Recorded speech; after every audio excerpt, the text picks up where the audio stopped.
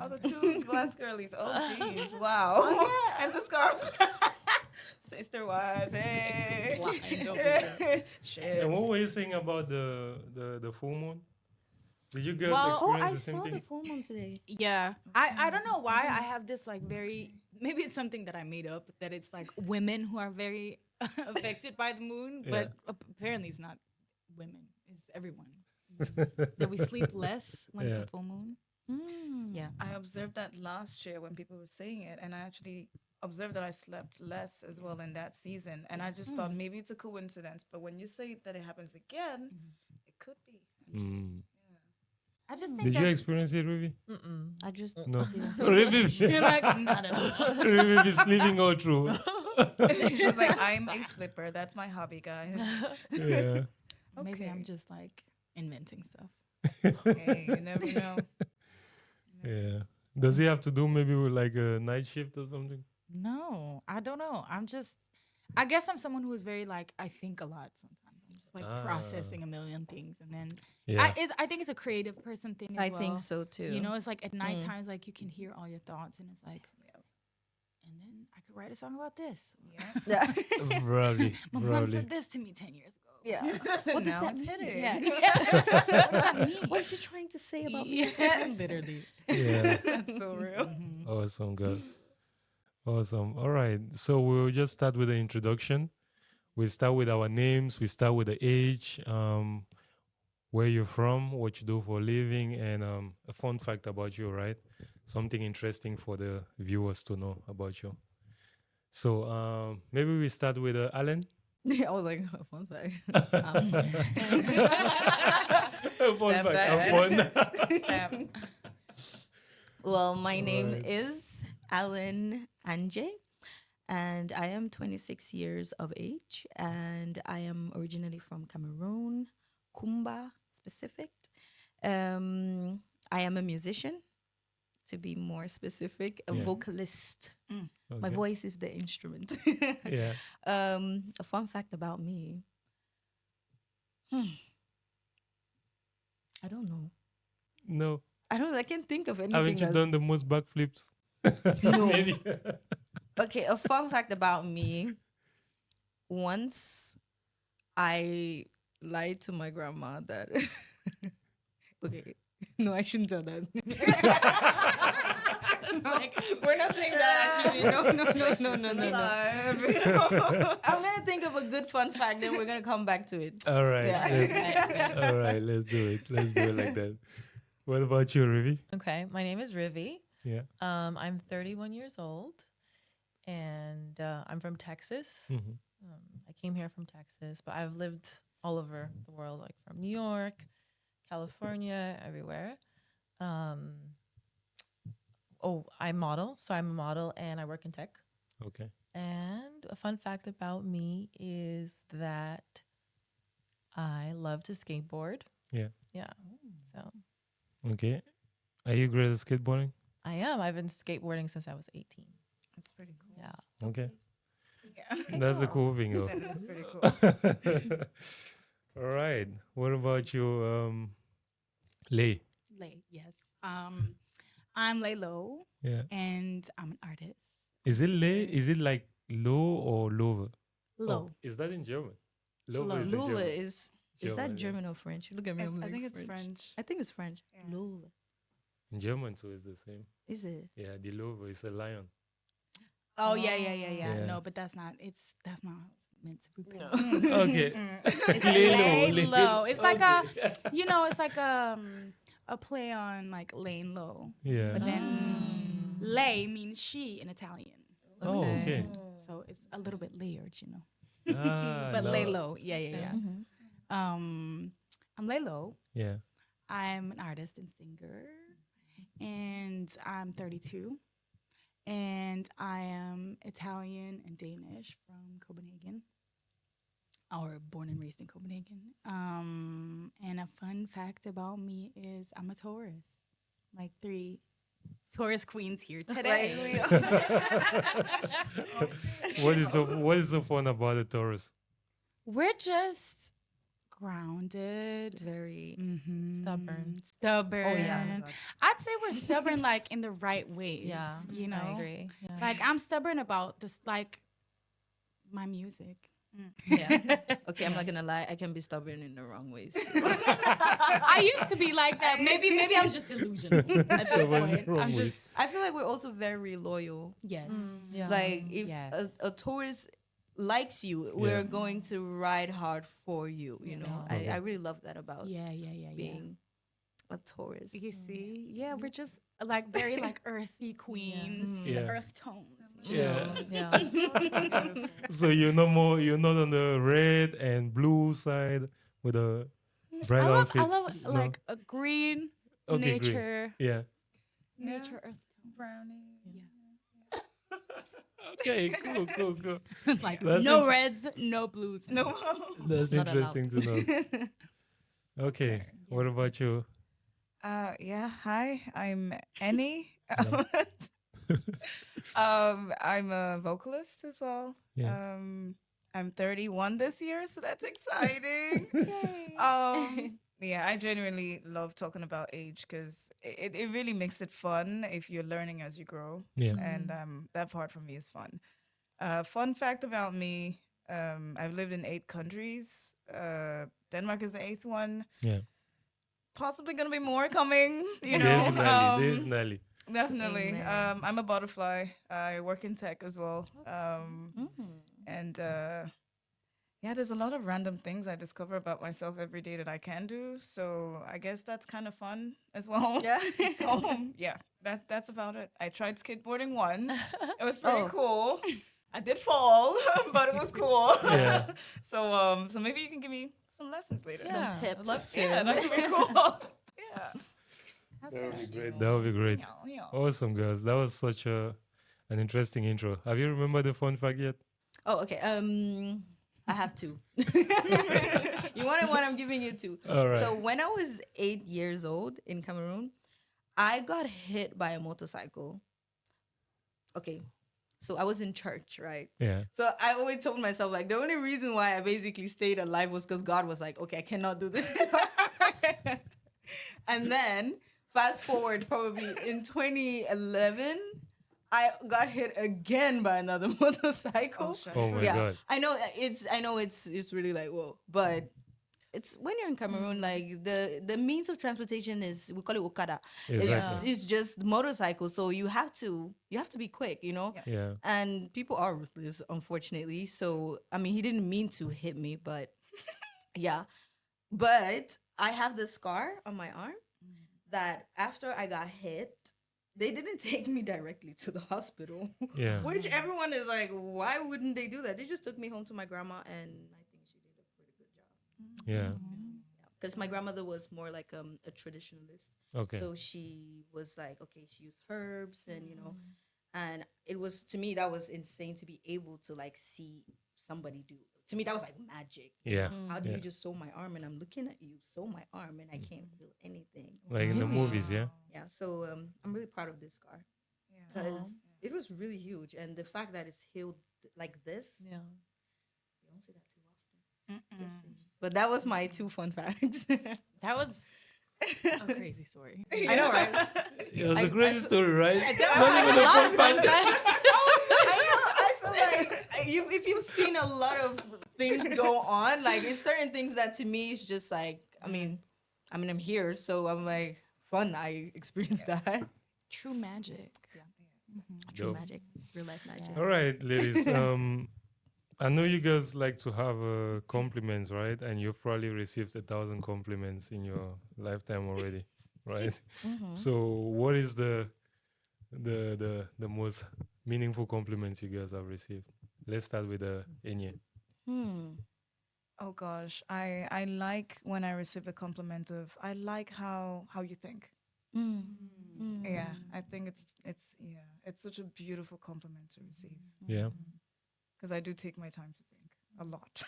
So to have someone say I like how you think, it's like okay, I'm not that crazy. So that's good. Yeah, that's mine.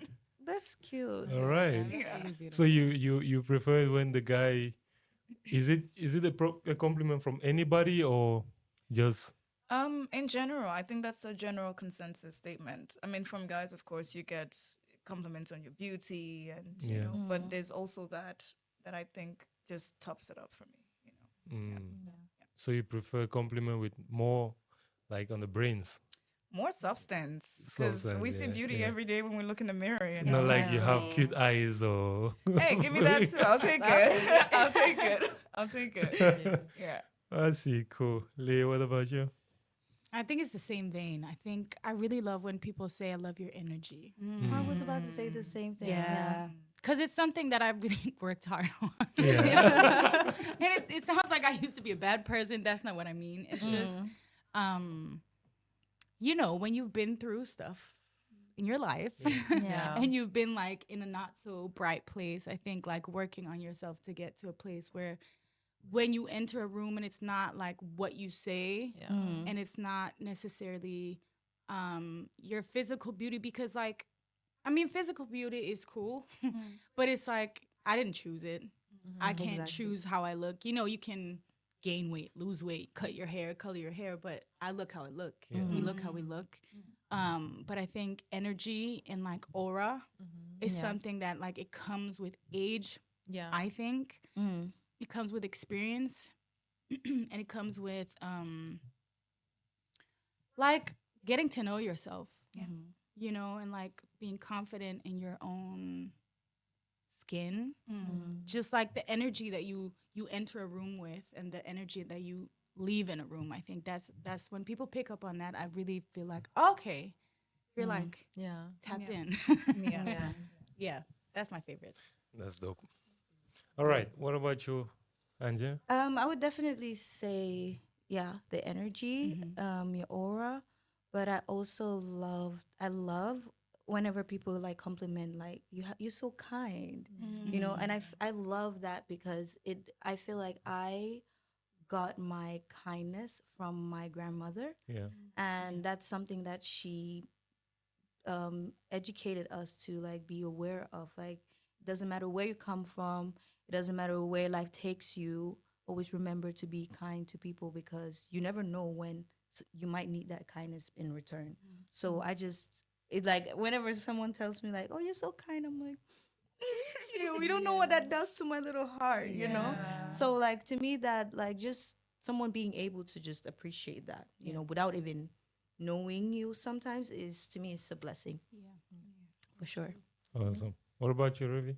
I have to agree with all the ladies. Like, Mm. energy is really important to me and kindness. But when someone says you are beautiful inside and out, that really is like the biggest compliment because, I see some like people say you're beautiful all the time, but it's like, do you really see me? You know? And it's like, yeah. So that's one. Beautiful inside and out. Yeah. Well, Yeah. so many You don't differences. agree? Why? What about What? I'm like, That hesitation. well, nah, I'm like, the compliment, that's a compliment that probably requires someone to spend some time with you before Yeah. knowing, right? Yeah, exactly. Yeah. Those are the ones that. So, like, what would be a compliment that someone could give you if they didn't know you? Like, for example, they just, not a shallow compliment like Yeah. your word dress or something like that. What would you say? I mean, if you don't know me, what can you really say about me? Oh, can I say one? Can I say one Okay. about her? Yeah. I love your smile. I think you have a Aw. beautiful smile. Oh, You do. thank you. Yeah, that could be a deep one without knowing somebody or two, Yeah. right? Yeah. Yeah. Thank you. Awesome, girls. So let's move on to toxicity, right? This is Who isn't? yeah. You're on the toxic side right now. Yes. So name one toxic trait that you have, right? Even if it's unhealthy. Let's go this way now. Yes. One Let's go toxic this way now. trait that I have, if I'm going to be completely honest with myself, Yeah. I would say that I can be a little bit controlling. Mm. Yeah. Just a little tiny bit. No. That's one. Tiny bit. And sometimes I feel like we don't necessarily always see it, and somebody else kind of have to point it out, and that can hurt our ego. But if you look at it, if you just try once in a while and put yourself in an outer perspective, I think it's okay. Like, we're all toxic, trust me. Like, there's nobody here on this table that Yeah. can say I'm not toxic. Then Yeah. you're definitely toxic. True. But I feel like I can sometimes want to have so much control over a situation that I feel like it blinds me to see another person's perspective. And that's something that I feel like I should definitely work more on, and I've been working on it. But it's like sometimes I catch myself in these, "Ooh, okay, I need to relax. Yeah. I need to calm down." Yeah. But yeah, I would say, the controlling, Yeah. not good. Not good. Also very like artist. Yeah, Yeah. exactly. Yeah. Actually, I'm just an artist. Yeah. That's what it is. And does the control kind of affect your relationships Oh yeah, when you think about definitely. it? Definitely. I think for me, not to like put blame anywhere, I think it has a lot to do with like my upbringing. I grew up with my grandmother, and I grew up, she was very, strong, independent African woman. I didn't have that many like male role models. So I feel like automatically I just learn how to be like, I'm going to be independent. There's nothing wrong with that, but I feel like sometimes when you lack male role models in your life, you kind of have to like teach yourself like, okay, I need to control everything, because if I don't, then what do I do? That's how it's like you're in panic mode, and your brain just you get defensive. Yeah. And I feel like that's probably somewhere in there it stems from that. Okay. And yes, it's definitely affected my relationships, both like intimate and just like friendships. And I used to not, I couldn't see it. I was just like, you're wrong, I am right. You're the controlling one. And but then I had to I had a really intense relationship that basically like opened my eyes. I'm like, okay, maybe this person did have a point, because, and I had to start like reflecting. Okay. And I was like, okay, maybe I'm not as perfect, or I'm not as well put together as I thought. So it's just other sides I just need to work on, and that's the controlling part. Yeah. Sometimes just let things go. It's okay. Let other people have space. So yeah, I would say that. All right. Thank you. Really? I think I used to have an issue with control as well. But I think the biggest one is creating stories of what I think something is happening, instead of having like a wider perspective of there could be other reasons why something's happening. That used to be a really, really big issue for me, like every aspect of my life. Like, so I've had to teach myself how to be like, okay, maybe they didn't call because like they're busy or something, or something else is going on, or something happened and it has nothing to do with me. So, and that definitely comes from like childhood experience of like, as a kid, when something happens, you like assume it's because of you. And so kind of trying to outgrow that, and realize there are multiple reasons why things can happen. So. Yeah. So from what I'm gathering is like most of the toxic traits come from previous experiences. Oh yeah, absolutely. I would say like toxicity definitely stems from trauma. Yeah. It's a trauma response. Of course. And everybody has that. I feel like you cannot avoid it as a human. And I think that's how we even get to evolve. If you don't have these like toxic traits, you wouldn't have anything to work on. Yeah. So I feel like it's definitely from past experiences. Or let's not ignore the ones who are naturally toxic. Oh, yeah. Yes. Yeah. Let's Yes, because you can come from a great home and still be toxic. Let's Yeah. not Yeah. forget about that. Mm-hmm. So yeah, it can come, of course, from trauma, Mm-hmm. upbringing, but sadly, there are some people who just naturally believe that it's okay to be a dickhead, and regardless of the therapy sessions, it's still okay to be a dickhead. And these ones we must acknowledge that they do exist in society. Amen. Sure. All right. So we're moving on to Lay. Moving on. Moving on. On that note, yeah, I think, I think it's really interesting to like talk about like owning our toxicity, but I do think like at least in this company, as you were saying, like, because we are, I guess, pretty self-aware and we want to take ownership and like want to learn from our toxic traits. But I think mostly what it is, maybe it's also just like insecurities or like you said, trauma response as well. And it's something to learn from, which I think is, I think that's something that I'm currently working on, like seeing it as like areas in my life where can I improve? Because every single thing that has been mentioned, I think I've done, like I've been controlling, I've been very like prideful, very stubborn. But I think, and I told myself that like I'm very like stubborn, strong, all these things. But I think what I've realized what's under all that is that I'm actually really scared of being vulnerable. Yeah. It is vulnerability. And you hide behind, I'm just like hard-headed or like I'm really stubborn. And it's like, actually, I'm really, really scared of like being seen. Yeah.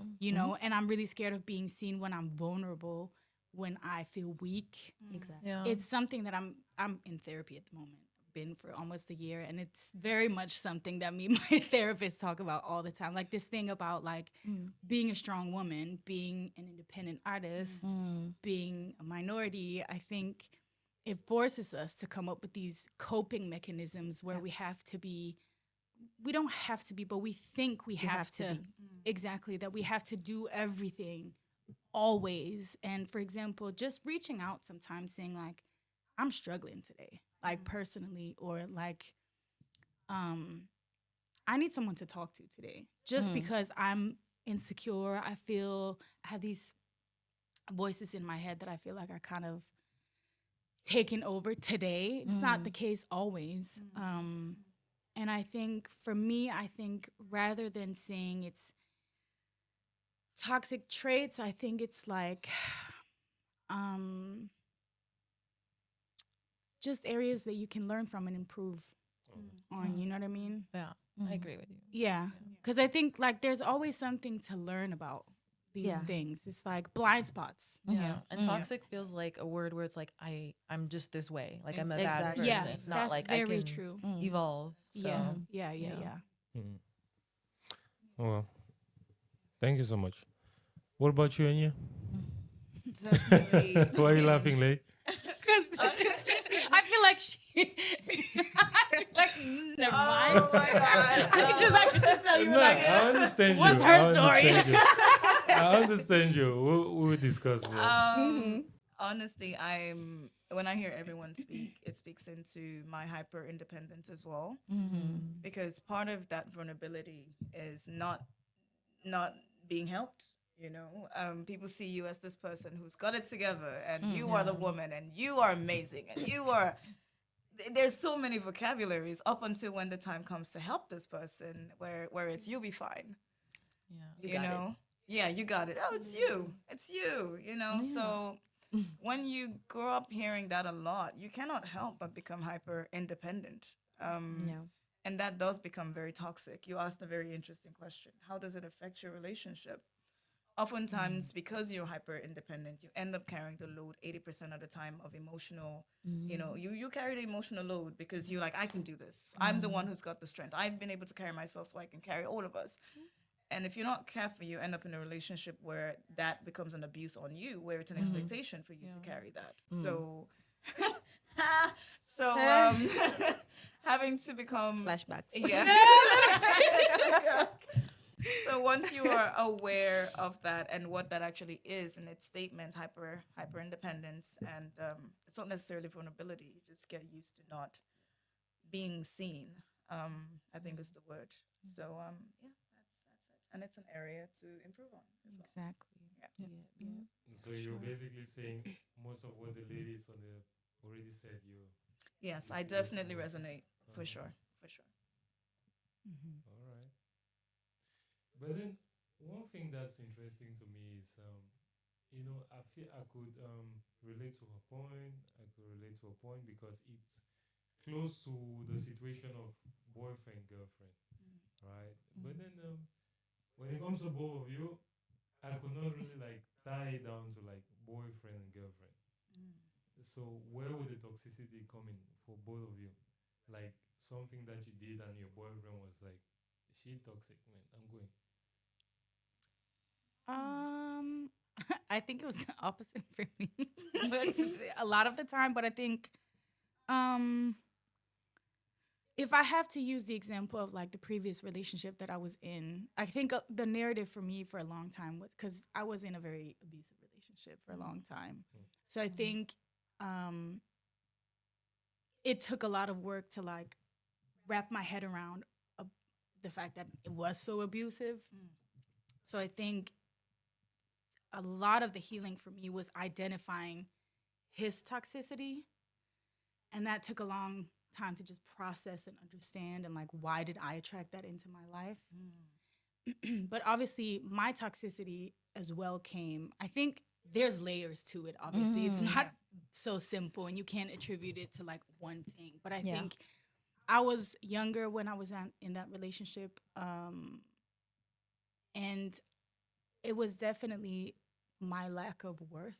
I think just like not setting boundaries or not maintaining boundaries. You know what I mean? Yeah. And I think for a long time I did the victim thing, and I was like, he's the bad guy, I was the victim. And then, which is such an easy thing and it's very cliche, but I think it's also like a girl's mindset. Whereas as I grew older and I've become more like a woman, I think what again it helped me see is like, what did I do? Like no one forced me to be in this relationship. Exactly. I chose that and I invited that into my life, and maybe I was yelling and screaming and saying like, I'm not okay with this. You're hurting me in this way. This is abusive. This is not okay. This is unbalanced. But I stayed, Exactly. Yeah. and that was my choice. And no one forced me.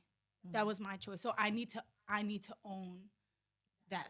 Accountable. Exactly. So I think my biggest toxicity or insecurity, whatever you want to call it, is the fact that I believe that was what I deserved, which is painful when you really face that. Like, oh, I just thought that I wasn't not worth more. Yeah. You know what I mean? But yeah, it's a hard thing, I think, to like boil down to like one. It's so multifaceted, and it comes back to like childhood, how you grow up, what your parents model to you. Again, all of us have said like hyper independence, being women, being minorities. I'm the oldest sister as well. Oh, Jesus, girl, better preach. You know? Hey. So it's just literally, it's like, taking on all of the responsibility. I'm the only woman in my family as well. Like there's no female cousins, so men. So I guess it's just a lot of unlearning for me that I'm still working on, So yep. The question is, at what age did this low self-esteem start for you? That's a hard question. I don't know. Or you can't remember off the top of your head? I don't know if that's even possible to pin down that specifically. But maybe around the time that my brother was born. Okay. Because Big Sis role kicked in. That was one thing. Yeah. Another thing that I also think I've recently discovered, also being like bilingual, having a mom. My mom came to Denmark she just had me when she came to Denmark. So she was learning a new language. She had no friends here. She was a new mother. She was trying to get her career, her like everything was new to her, and then she had me. And my dad's a musician, so he was touring. He was always gone. So it was me and my mom. And I think I took a lot of responsibility on me, like emotionally, like the fact that my mom didn't speak Danish so well in the beginning. So I felt like, you know what I mean? I don't know that if that translated as like an insecurity, but maybe just like this sense of having to carry a lot for other people always Yeah. and think about others before myself. Yeah. And then that what's the word? Like I internalized that with I'm never number one. Yeah. I'm always second place, Exactly. third place, or whatever. You have amazing self-awareness. Oh, thank you. It's therapy. I've been working, girl. I'm in the thick of it. Into the thick of it.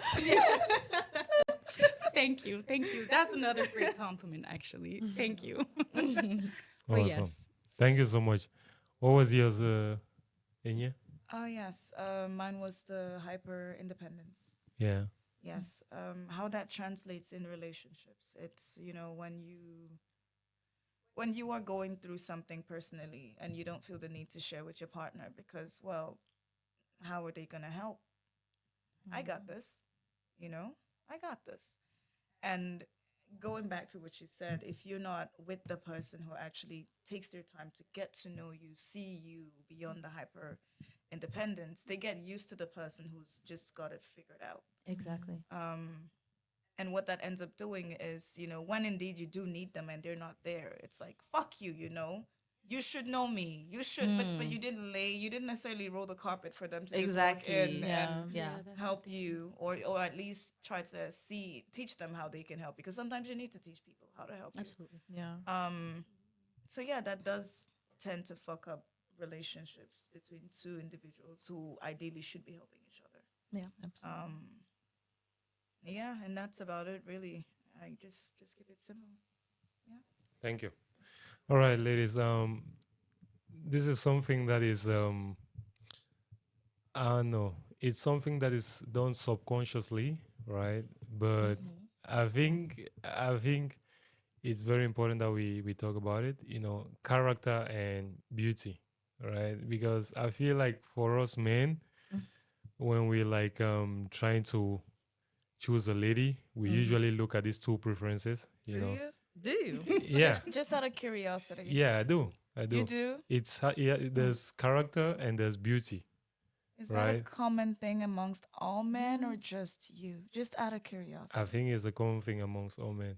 Really? Yeah. So there are two things, right? There's character and there's beauty, right? It's even more interesting when a man finds a woman who has like both, right? Character and beauty. And then he's like, all right, I got a 9/10, all right, or 10/10, right? But then, you know, the good question is, which ones do you ladies pick out? Would you prefer to have character or would you prefer to have beauty? I think it's interesting that you said them as two separate things. Yeah, it's separate. Because disagree. usually most women don't have both. One woman, yeah, some women do. Some women do. One woman can be extremely beautiful, but when you get to know her as a person, yeah, Okay. the character is shitty, Yeah. right? Or she might have a very, very nice personality, but then outwards, the physical looks is not all like 10/10. You understand what I mean? I like that you asked this question because I'm just gonna relate it back to the conversation we just had right now. Yeah. Oftentimes, beauty is sadly put as hand in hand with character, but then we forget the layers of character as well, like we just discussed: the toxicity, the trauma, the family experience, all of that stuff. So I think, from my experience at least, I have amazing male friends, super real, 100%. I love them so much, and they will tell you something like that. Yeah, she's beautiful, but she doesn't have character. And then the question goes into, did you take the time to get to know her? You know, Yeah. it's the same. A man can be ugly and still have bad character. You know, a woman can be ugly and have bad character. So Exactly. it's more than just beauty versus character. beauty, like you said earlier, it's great to say you're beautiful, but do you see me? Yeah. The seen part is, I think, what goes lacking a lot of times in these conversations. Yeah. Because if you see that girl, you will know that the beauty is not what you're prioritizing before you go Exactly. in. Yeah. So that's just a thought. Yeah. So let's give. Thank you so much for that. Thank you so much for that. Yeah, yeah, yeah. Because you also made an interesting clarification. Yeah, it's good that you said it that way for the viewers to know. But then, if we have to make a decision, Okay. what would you pick out, character or beauty, for you to have? I definitely will say character for sure. Yeah. For Yeah. sure. Yeah, yeah. That it's more long term. Okay. Yeah. Yeah, What yeah. about you? Yeah, I would say character as well. You can always find beauty in somebody's character, you know, like you can have your girl, Yeah. and to you, this is the most beautiful girl inside and outside, you know, you've ever met. But for somebody else, it's not the same. It's like, okay, it's good you guys found each other, you know. So I feel like it's also individual. It depends on the person. So, but for me, I would say, yeah, character does go a long way than just, you know, your appearance. Hi, English. Appearance. All the P's. I'm like, it's not my first language. Say it the way that you want to say it. Appearance. Yeah. Exactly. What yeah. about you, Ruby? Yeah, definitely character because, you could be the most beautiful and hate yourself for who you are, like how you treat people. So I think character is more important. Yeah. And Lee? You're not gonna get like a simple answer out of me. This is You want to break it down. Break it down. this is layered. No, because I think love it's low key very problematic. This question. Yeah, it in an, is. in, It in is. an interesting way. Okay, so let me break it down. No, but the way that I see it, though, I understand where you're coming from. Obviously, you're a man, but I think I think the problem is that everything is like through the male gaze. You know, when we're talking about beauty, it's like, because all of us, like, we're four women here, and all of us are. And I'm not saying we're representing all women all over the world, but we all said character, and I think it's a classic thing that a lot of women think that, especially when you get to a certain age, maybe when you're younger, it's like, I want to look cute for that, but it's like, I'm a grown woman, like, take me seriously. Yeah. Like how I look, yes, I can do my hair, my makeup, put on a nice outfit, but one day that's not going to be there. We're all going to grow old. Exactly. And I'm not going to spend all my money on Botox. So, like, again, it comes back to, like, my looks is just, like, the least interesting thing about me, I think. Yeah. I really do think that what's interesting about me is my character, my personality, my intelligence, my emotional intelligence. And I think that is what's beautiful about me. So I don't think it's even a choice, and I don't see the two things as separate at all. But I do think it's a little bit, not to put all men in one, and like generalize, but I just find it a little bit problematic that it's such a like, it's just such a like, I mean, obviously you must see or experience this all the time in the Especially fashion being- industry. It's like there's such a like one way of seeing beauty, you know what I mean? Maybe it's starting to open up a little bit more, but I'm just thinking, I think it's just so like one dimensional to think of, especially like as a man looking at a woman, that there is this like beauty standard that is such a like, it's based on such, I don't know, like Things you cannot control. things you can't control, and also things that are unrealistic, like body type, skin color type, hair, everything that is just like, and even if you fit that for a moment in your life because you work out and you're a certain age and all these things, it's like it's not gonna stay the same because Can I ask a question actually? But why do men like, I don't know if it's a necessity. Why do you guys like differentiate? Well, why? What's the what is that character versus beauty thing, because I want to also understand like what men are thinking. Like, what does that mean to you? Yeah, because the thing is, like I said earlier, most women don't have both, right? And that's what a man wants, right? When you think like a man, that's what the men want. And this is how we look at it, right? Because when you see a person, the first thing you see is the physical appearance, the beauty, right? And what men usually think is, can I take her out? Can I present her to my friends? Can I present her to my family? You know, can we go to a nice place together without people looking at her like, oh, she's ugly. I cannot show her to my friends and things like that, But isn't right? that like an ego thing? Yeah, that's where the beauty part comes in. As a man, that's how we are thinking, right? But then when you start living with this person together, right? You guys are indoors. Is she like cooking? Is she like cleaning? Is she paying attention to like where I'm like needing help, Yeah. for example, right? That's where the character, did she like always, did she constantly check on me? Like, what am I doing? Babe, have you done this? Have you done that? You know, so yeah, is she nurturing and caring, right? So that's where the character is coming in indoors. So we usually differentiate this because it's like first, like I said, you see the person, and then second inside you see the person again. So so it's a two-step process. Correct. Can I also? Yeah, yeah. Sorry, I wanted to add to like answer your question because I've also studied this a little bit, but I think it's more about evolutionary. Like men are more programmed to go for beauty, and because when you have a beautiful woman, it means that you have a higher status in society. Like when he was talking about like, can I take her out? Other men will say like he has more status because he has a beautiful woman, you know. And then in terms of like character, obviously, a man wants someone who can bring him peace and not stress him out even more because he's like already have a stressful life if he's top tier working, making money and all that stuff. So I definitely think that is part of it as well. I'm going to say something. Women want peace too.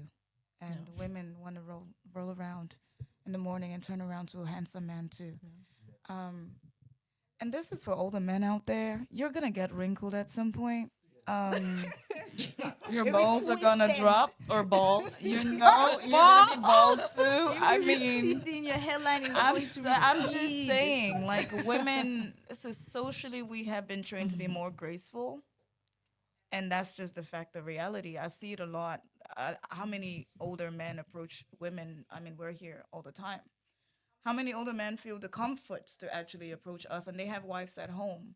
I promise you, your wife would love to see you less wrinkled, but she's not complaining because she's been graceful towards you and she's prioritized love over Yeah. superficial things. And sadly, that's not a value that is taught to men. That thing about prioritizing love over superficialness, that's not something that's taught to men. So again, going back to how social standards are placed or how men, see women as a place, that's such an old school way of thinking, in my opinion. Because a lot of women these days, as beautiful as they are, we want to be less beautiful, even in workplaces, just because there's this unfortunate thing of if you're beautiful, you have to be cute all the time so you can get promotions. And if you're not cute all the time, you're aggressive because now you've matched the male energy at work. So there is no winning, really. So in the end, it's marry who loves you, and hopefully y'all grow old together and you actually appreciate the wrinkles you have. Yeah. And that's the hope everybody, I think, should have, including men at 53. Don't text me. Thank you very much. Go home to your wife. Go home to your wife.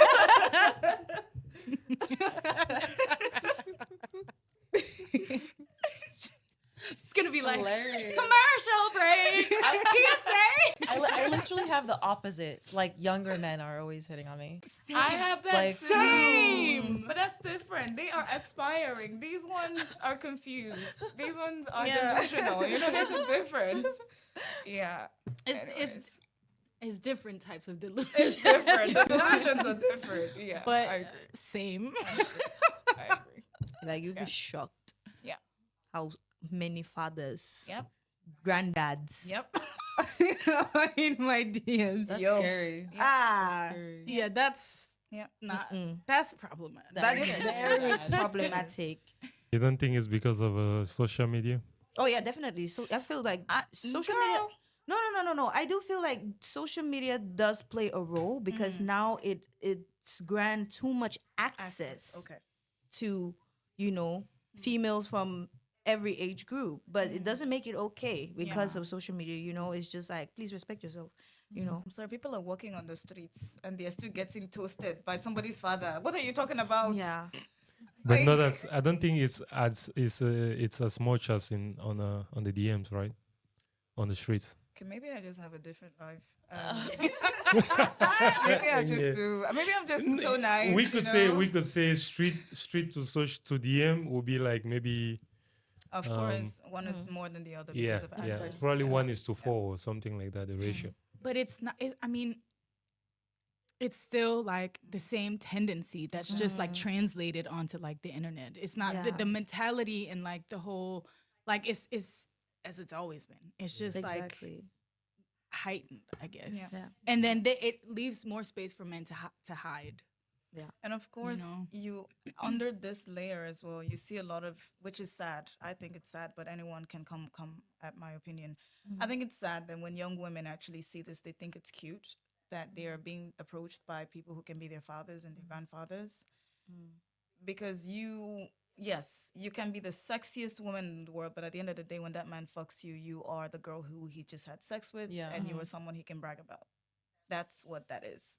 It don't matter how smart you think you are, how beautiful you think you are. I'm sorry, but let's have the conversation as realistic as possible. You're a dude here. That's what happens. And like I said, a lot of my guy friends, they're as honest as possible. That's what that is. And it's really that simple, Some girls are looking for a father. Yeah. Yeah. Yeah. Daddy issues. That's true. That's Yeah, true. yeah. There was a post you made. Was it you who posted about daddy issues? Yesterday. Daddy That was so issues. cool. Could you please explain that? Oh, it was an exhibition. Okay. It was a whole exhibition that was called Daddy Issues. It was very moving. It was a lot of different. It was performance art. There was a poetry reading. There was a dance. There was actually like it was very small space. Very different pieces of art. And there was actually like a breathing room because the topic is really heavy for any woman, I guess. I don't really think like the father-daughter relationship is always going to be like a sensitive one. I think. Yeah. No matter, because I had a present father, but I'm also discovering that there was areas of my life where he wasn't as present as I thought he was. And I love my father. Like he's always been my hero. But just people aren't perfect. So I think a big thing for a woman is like growing up seeing your parents as humans and not like demigods and like heroes and Yeah. perfect people. Especially as a woman in this world, in this society, I think like the first love of our lives, at least if you're like heterosexual woman, like your dad is your first love in a way. Yeah. And he's also the person who's supposed to protect you Yeah. from a lot of things, and I think it's kind of heartbreaking when you realize, and not to say like my dad did wrong and he wasn't there to like save me and protect me, because a lot of things happen when he wasn't there, Yeah. but just like inappropriate stuff like I don't know if I said my dad's a musician, so I grew up around male musicians my whole life. And speaking of older men, like I was hit on by my dad's colleagues when I was underage, you know? And it took me a long time to realize that what it was. I just thought that it was like kind of weird and like I don't know, I went on a tangent, but yeah, that But helpful. yeah. I think it's the exhibition was very moving, and I think it's just like it sparked a conversation. I was, especially the girl that read a poem. She was a friend of a friend, so it was especially moving. she lost her father in a very tragic way. So I was very moved by that performance particularly. But I her story was very like extreme, but I was just listening to the poem. I was just thinking like there's not a single woman or girl that That does. doesn't feel this, you know? So yeah, daddy issues. Yes. Yeah. Awesome. Yeah. Again, it's okay to admire younger women. I mean, you cannot help it. You see beautiful women every day, but I think we kind of had this conversation shortly before, and it's I believe that men still don't understand what role they play in society because a lot of men to today they still believe women should have a place and men should have a place. So if we're gonna have that conversation of having a place, I still don't believe men understand what their place is in society. Being a role model as a man also includes you understanding that when a 16-year-old flirts with you, she's going through her hormonal stage. And that comes with a lot of education and awareness. But men don't put awareness first before their penis, do they now? So, sorry, I tend to be very direct. So I'm working on that. But You're allowed to. You invited her. Oops. But that's just the truth. You don't put awareness before the penis, and before you know it, a man can go down for the dumbest thing, like having sex with his secretary, or flirting with a 15-year-old, like- or it's so stupid. Some of the things that men do to lose their crown is so stupid to me. Yeah, I just don't think men understand their role and the role they play in society. Sadly. Accountability. what did you say? As accountability.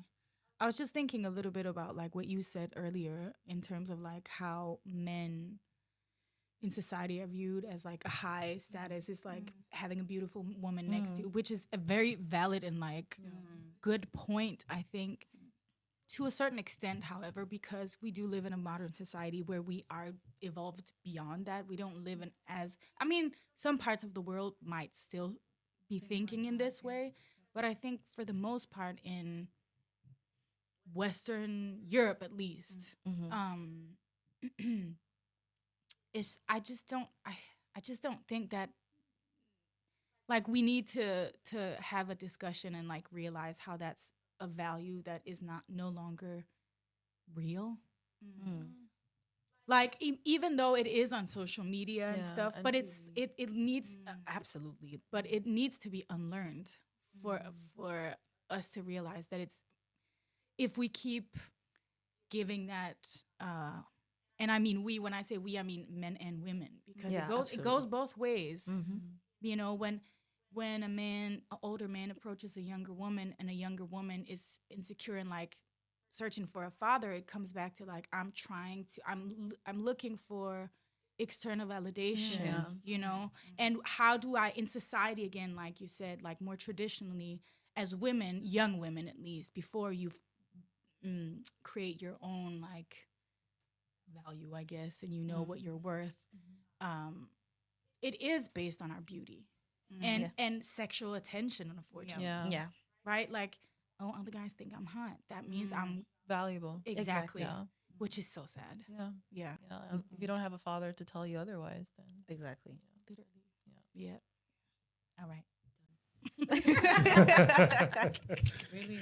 I mean, it's deep. It's deep. It was a long response, guys. Right, the question required a long response, and it's very important that we always give the guests some time to speak.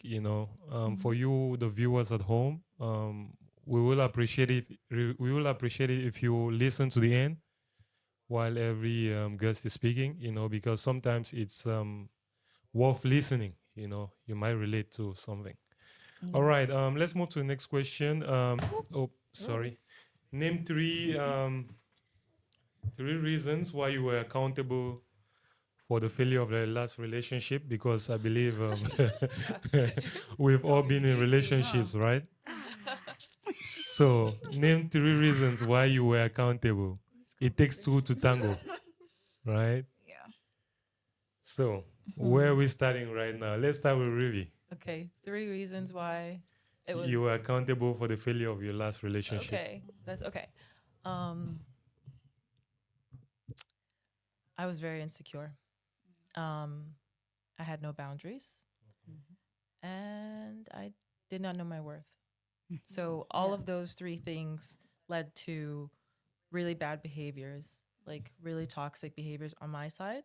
You know, threatening to leave the relationship a lot.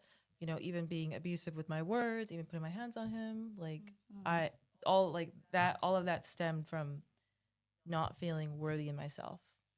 So Yeah. What about you, Alan? I would say probably the same things that you just mentioned. I would say yes, I was very insecure, and yeah, lack of self-worth is was something and is something that I still struggle with, and definitely controlling. I feel like we were both controlling, and you don't. Two controlling people is never Yeah, good, yeah, yeah. you know. It's not gonna work. And I think also it was like yeah, like trauma bonding. Yeah, I was trauma bonding with this person, and I just saw that we're not meant to be with each other. I think we're just meant to learn, and just I learned how I didn't want to be treated, and I learned how I shouldn't treat another person. And I feel like that is where yeah yeah because me trying to control the situation obviously didn't do nothing. It just pushed this person further away, and my brain couldn't see where. So the question I want to ask before you continue is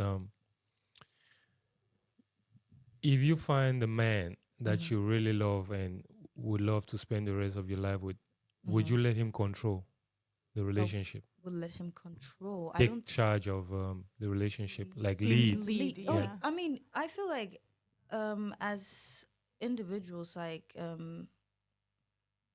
for me personally, I would love when a man is leading. I don't feel like leading is a bad thing.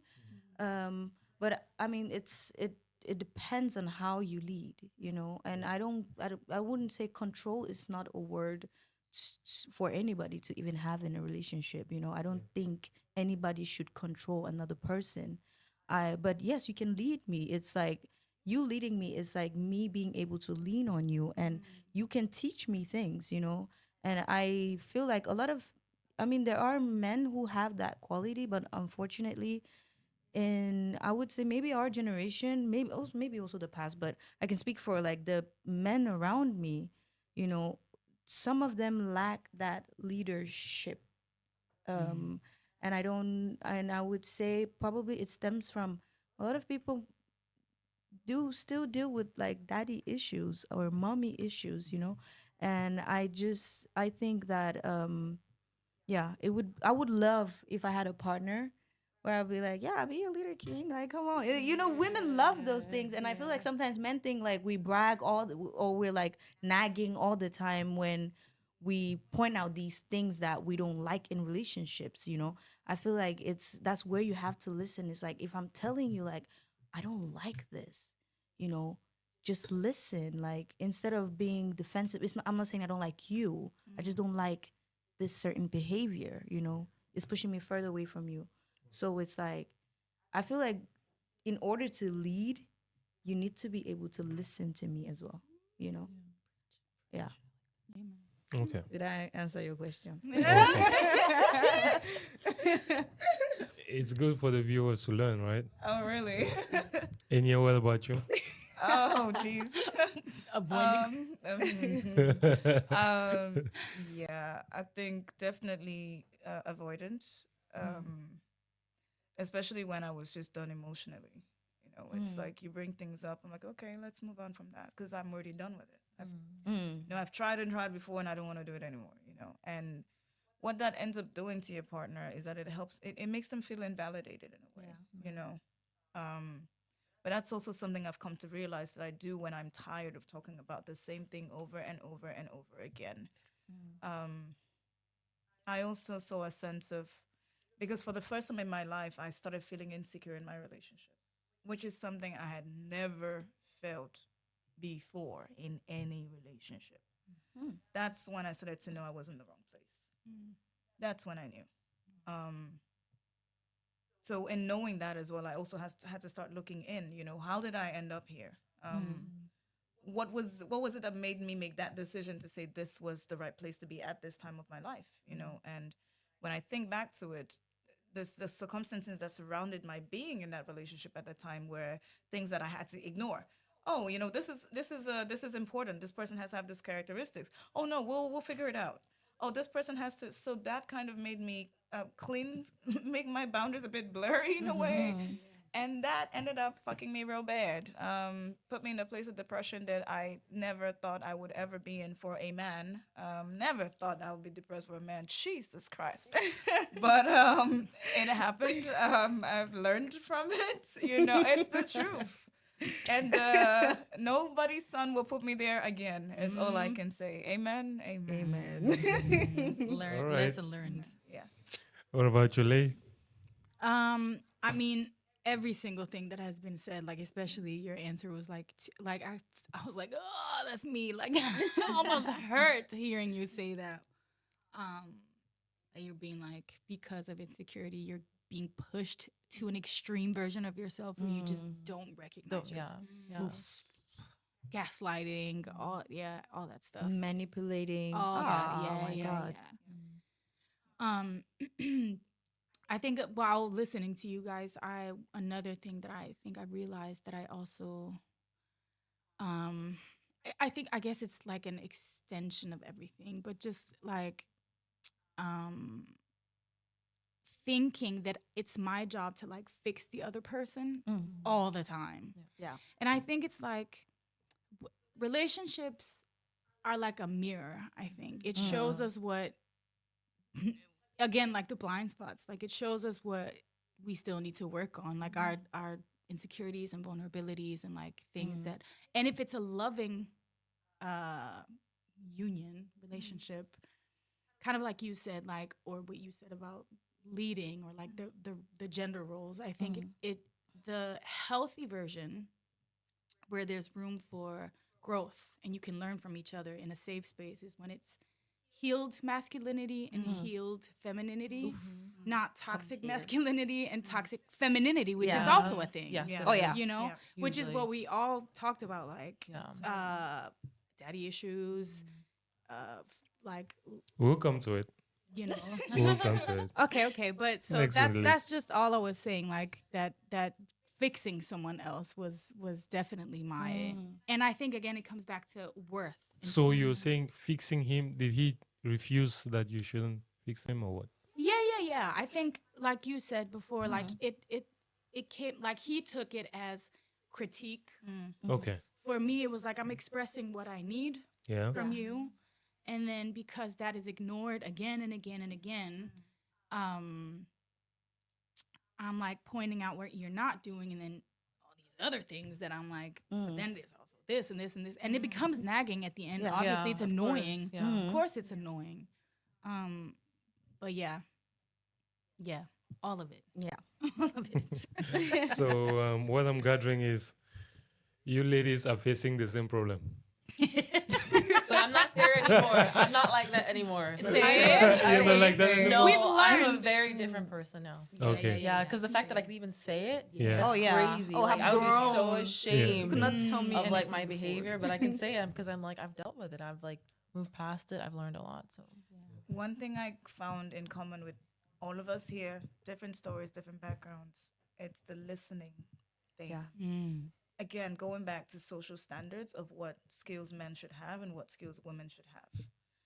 It boils down to how we are brought up in society. Yeah. When it comes to listening, a man can get away with not listening to anything because he's a man.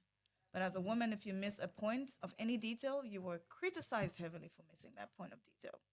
I'm not saying most women are great listeners. I'm saying that you will find it very common amongst women to focus so much into the details to the point where we even start creating layers for ourselves and assumptions, because that's how we've been taught to think, to deduct and induct. Yeah. So when it comes to leadership, I'm so happy you said that, honestly, because it's something that I talk about a lot. Leadership takes listening. Believe me when I say most women, yeah, if men say you want to lead off, we don't got a problem with that. Honey, Absolutely. please, I beg you. Take You know, it. Jesus, take, Take the the wheel. wheel. I take the car. I take the bus. All of it. You know, but if you take the bus, everything. Honestly, I'll be happy to be. You know, submissive. that's it. literally, But yeah. if you cannot lead, which is something I also notice even at my workplace as well, with especially with male leaders.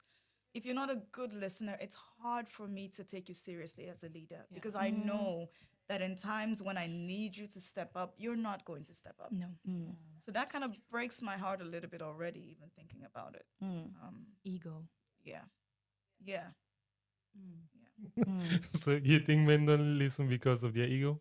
Yeah. Is that what you're I saying? think A lot of because the you guys are time. just scared of being like vulnerable because you Yeah. just internalize. Yeah. Okay. Yeah, I think that's why men. And they don't process their feelings. Yeah. They don't even know how they feel. Yeah. So Also, because a lot of men grew up not being listened to as well. Yeah. actually. Exactly. Oh, I just, yeah. Because as a man, yeah. you see the connection there. It's like therapy. Yeah. I love it. Well, it's awesome. It's awesome. Well, that's what I'm gathering, right? It's good to have 4 ladies on the table, guys. Oh no, 4 ladies, not just 4 ladies, but 4 ladies who were synchronized and they Are you share. in your period? Tomorrow we're gonna feel like in a group chat. Like, Started yet? So cool. Awesome. That's great. All right. Let's move on to the next thing. Enya, you said something, and this is gonna tie to the next question. Is because you said something about a man not ever doing you something in the future, right? I know exactly what you said, but I'm not gonna repeat it for you guys who have been listening, right? You know what she said earlier, and the question is, can you love someone deeply without fully trusting them? Let's start with you, since you said that what you said before. Yeah, absolutely. You can love a person without trusting them. The question is whether or not what that love becomes, am I going to end up being your wife? Yeah. Most likely What if not. what if you become the wife? Arabian Nats, please. That is Ethiopia. That is Amharic. That is Wayne Gude for my Ethiopian listeners. Yes, that's like a no. It's like a oh my god situation. Hopefully not, because I don't think it's fair to bring somebody into partnership that there's no trust. The whole idea of partnership is based on trust. Yeah. So you saying you don't have any trust anymore in men? I mean, I can love you and not trust you and say goodbye at the same time. Those three can happen at once. So my answer is I can love you Yeah. and not trust you and say goodbye at the same time. Yeah. Because why? You don't want to be vulnerable? No, because my peace is very important. Okay. You know, I always say that. You a don't lot. want to experience the same thing you experienced before. Is that the reason why? Yes, because there's no trust. Trust means peace. Yeah. If you trust her, it means you can lean on her. Yeah. If I don't trust her, I'm not gonna call her when I'm in my deepest Vulnerable. point of pain. Yeah. Thank you. I can't Yeah. be vulnerable because I cannot trust her Yeah. to manage my vulnerability. And also, one thing about trust as well is, if I see Ellen, for example, managing her vulnerability, I'm more inclined to trust her because she understands the beauty and value of handling her vulnerability. So from man to woman, woman to woman, whoever you were doing your dilly da with, trust is important. It goes both ways, and I think it just makes the party a bit fun. Okay. All right. Moving on to Yule. So the question is, can you love someone and not trust them? Yeah.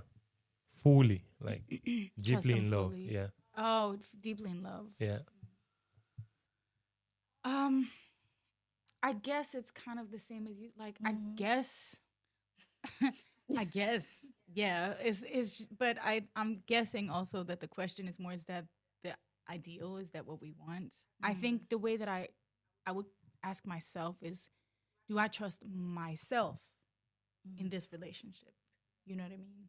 Because I think if you don't trust someone else, again, it's usually yourself again. I think it's kind of the same thing that we've all talked about. The reason why we haven't respected our own boundaries is because we didn't trust ourselves to maintain the boundaries. And then you project that onto the partner, and then you're like, you're making me insecure. You know, and I don't trust you. But in reality, it's that I don't trust myself. Yeah, I don't trust myself to leave. Exactly. Yeah. Exactly. So this is basically I'm not. Every time you ask me, it's like yes or no. I'm like the whole story. No. The short answer is no. Gang, over and out. I just don't think it's fair though for either of you. You it's know, a waste of time. it's a waste of time, and it's just not ideal in the longer run, because you wouldn't also want to be with someone that doesn't trust you fully. You know, it's just not it. So what you're saying is you would love to trust someone you're in a relationship with, Of course, I would definitely. I would need to trust you. because what they're both saying is they wouldn't. They're on the no, opposite No, side. no, we are saying we would at least. I'm saying I would You. prefer. No, Say it for I'm yourself. saying- Fine. I'm saying, I mean, I think we're both on the same page. yeah. We would prefer to Yeah. trust in a long-term relationship. No, that's not the question. The Okay. question is, can you love someone deeply without fully trusting them? See, you didn't say deeply earlier. And what difference does it make? Trust or deeply, what does it make? If it's in a relationship, no, I'm not gonna do it. That's basically what she described earlier. Not having boundaries for yourself, not trusting yourself. Because if you trust yourself enough, you're gonna protect yourself. Okay. Yeah. You know. So there's also different types of love. I'd Yeah. say Yeah. like there's Yeah. an unhealthy love, you know, because you're attached, like you're insecure attached. Is that the way you say Insecurely it? Yeah, attached. it's yeah. Securely attached. And then you love someone from a distance eventually because you like I can, you know, I still have love for people that I don't trust. Exactly. Doesn't mean I hate them, but I just found out that like I cannot trust you. What kind of love is that? Is that a boyfriend girlfriend love we're talking about? I think for me personally, even though I've allowed taking accountability, I've allowed really bad behavior. I don't really fully believe that I can ever like fully unlove someone. Someone, yeah. I actually, because once I've opened up completely to someone, like my previous relationship was like 5 years, and we lived together almost the whole entire relationship. It felt like a marriage. You know what I mean? We weren't married, we didn't get divorced, but that's what it felt like. And once you've shared so much life with someone, I think it's also like neglecting who I was back then. You know what I mean? Like, and what we experienced together. So I'd say that there is some little, like, Ounce of love. yeah, All right. from a distance. From a distance. Oh yeah. From a distance. Oh, trust me, I would love you from a Respectfully. distance. Yeah. From Yeah. a distance. It doesn't even have to be like just intimate. Like even with Yeah. friendships and like family members. Like I love you, but from there. Yeah. And the thing is just it's just vital for, you know, your mental health. Like, you know, if it's something that's so destructive to you, it's okay to put it on the shelf and be like, you know what, even though I love you, but right now I need to take care of myself. So me having you here is going to, you know, allow me to have that. What about you, Rivi? Family, yes, because they're your family. But anyone else, no, absolutely not. If I don't trust you, I don't want you in my vicinity. I don't want you anywhere because I don't feel safe with you. Yeah. And yeah, I just can't be in a relationship with someone I don't trust because I won't feel safe. I won't be able to be feminine. I won't want to have kids with you either. It's just a No. waste of time, to be honest. Yeah. No, but It's the truth. It is. It is. One example some guys would give is, but back in the days, our mothers were not as aware. So Exactly. Yeah. it's And that not was back in the days. Let's talk now. Exactly. The first sentence already answers your question. Yeah, he said But, back. All right, ladies. Thank you so much for your responses. That's great. I appreciate it. What'd you say? I said he's like moving on. Moving on. Guys, we're keeping to the shadow, okay? But I do love the vibe. The ladies are really expressing themselves. Leave in the comments if the ladies are doing a fantastic job, guys. Are they speaking your mind? Can you relate as well? Let us know, please. All right. Moving to the next question. What is femininity? Femininity. Did I pronounce it well? Yeah. Yeah. Rivi, you're going first? Femininity is something innate to women. I mean, men have, feminine side and masculine side, but femininity is just being able to be at peace with yourself. The things that naturally come to us, like nurturing, kind, loving, being able to receive. That is really big feminine and femininity. And doing things that inspire you, that you love, taking care of people that you love. Yeah, that's femininity to me. All right. So I feel like all three of you are going to agree. So the next question will be. We should ask them first. No, agree. it's going to be similar. It's going to be similar. I already know. So the next question will be, what is toxic femininity? Mm. Ooh, If we have to relate to the first question. I have a great answer for that one. But Yeah. Go ahead. Yeah. Well, Who wants to go I want to first? hear I your wanna answer hear- now. Exactly. Toxic femininity is using the fact that you are the weaker sex against men, against other people.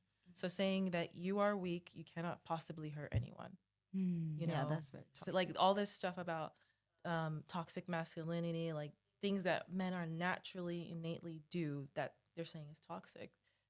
Like in the gym, saying that because a man wants to help you, he's toxic. Like that's destroying a man's life because you're pretending like you are weak or and he wants something from you.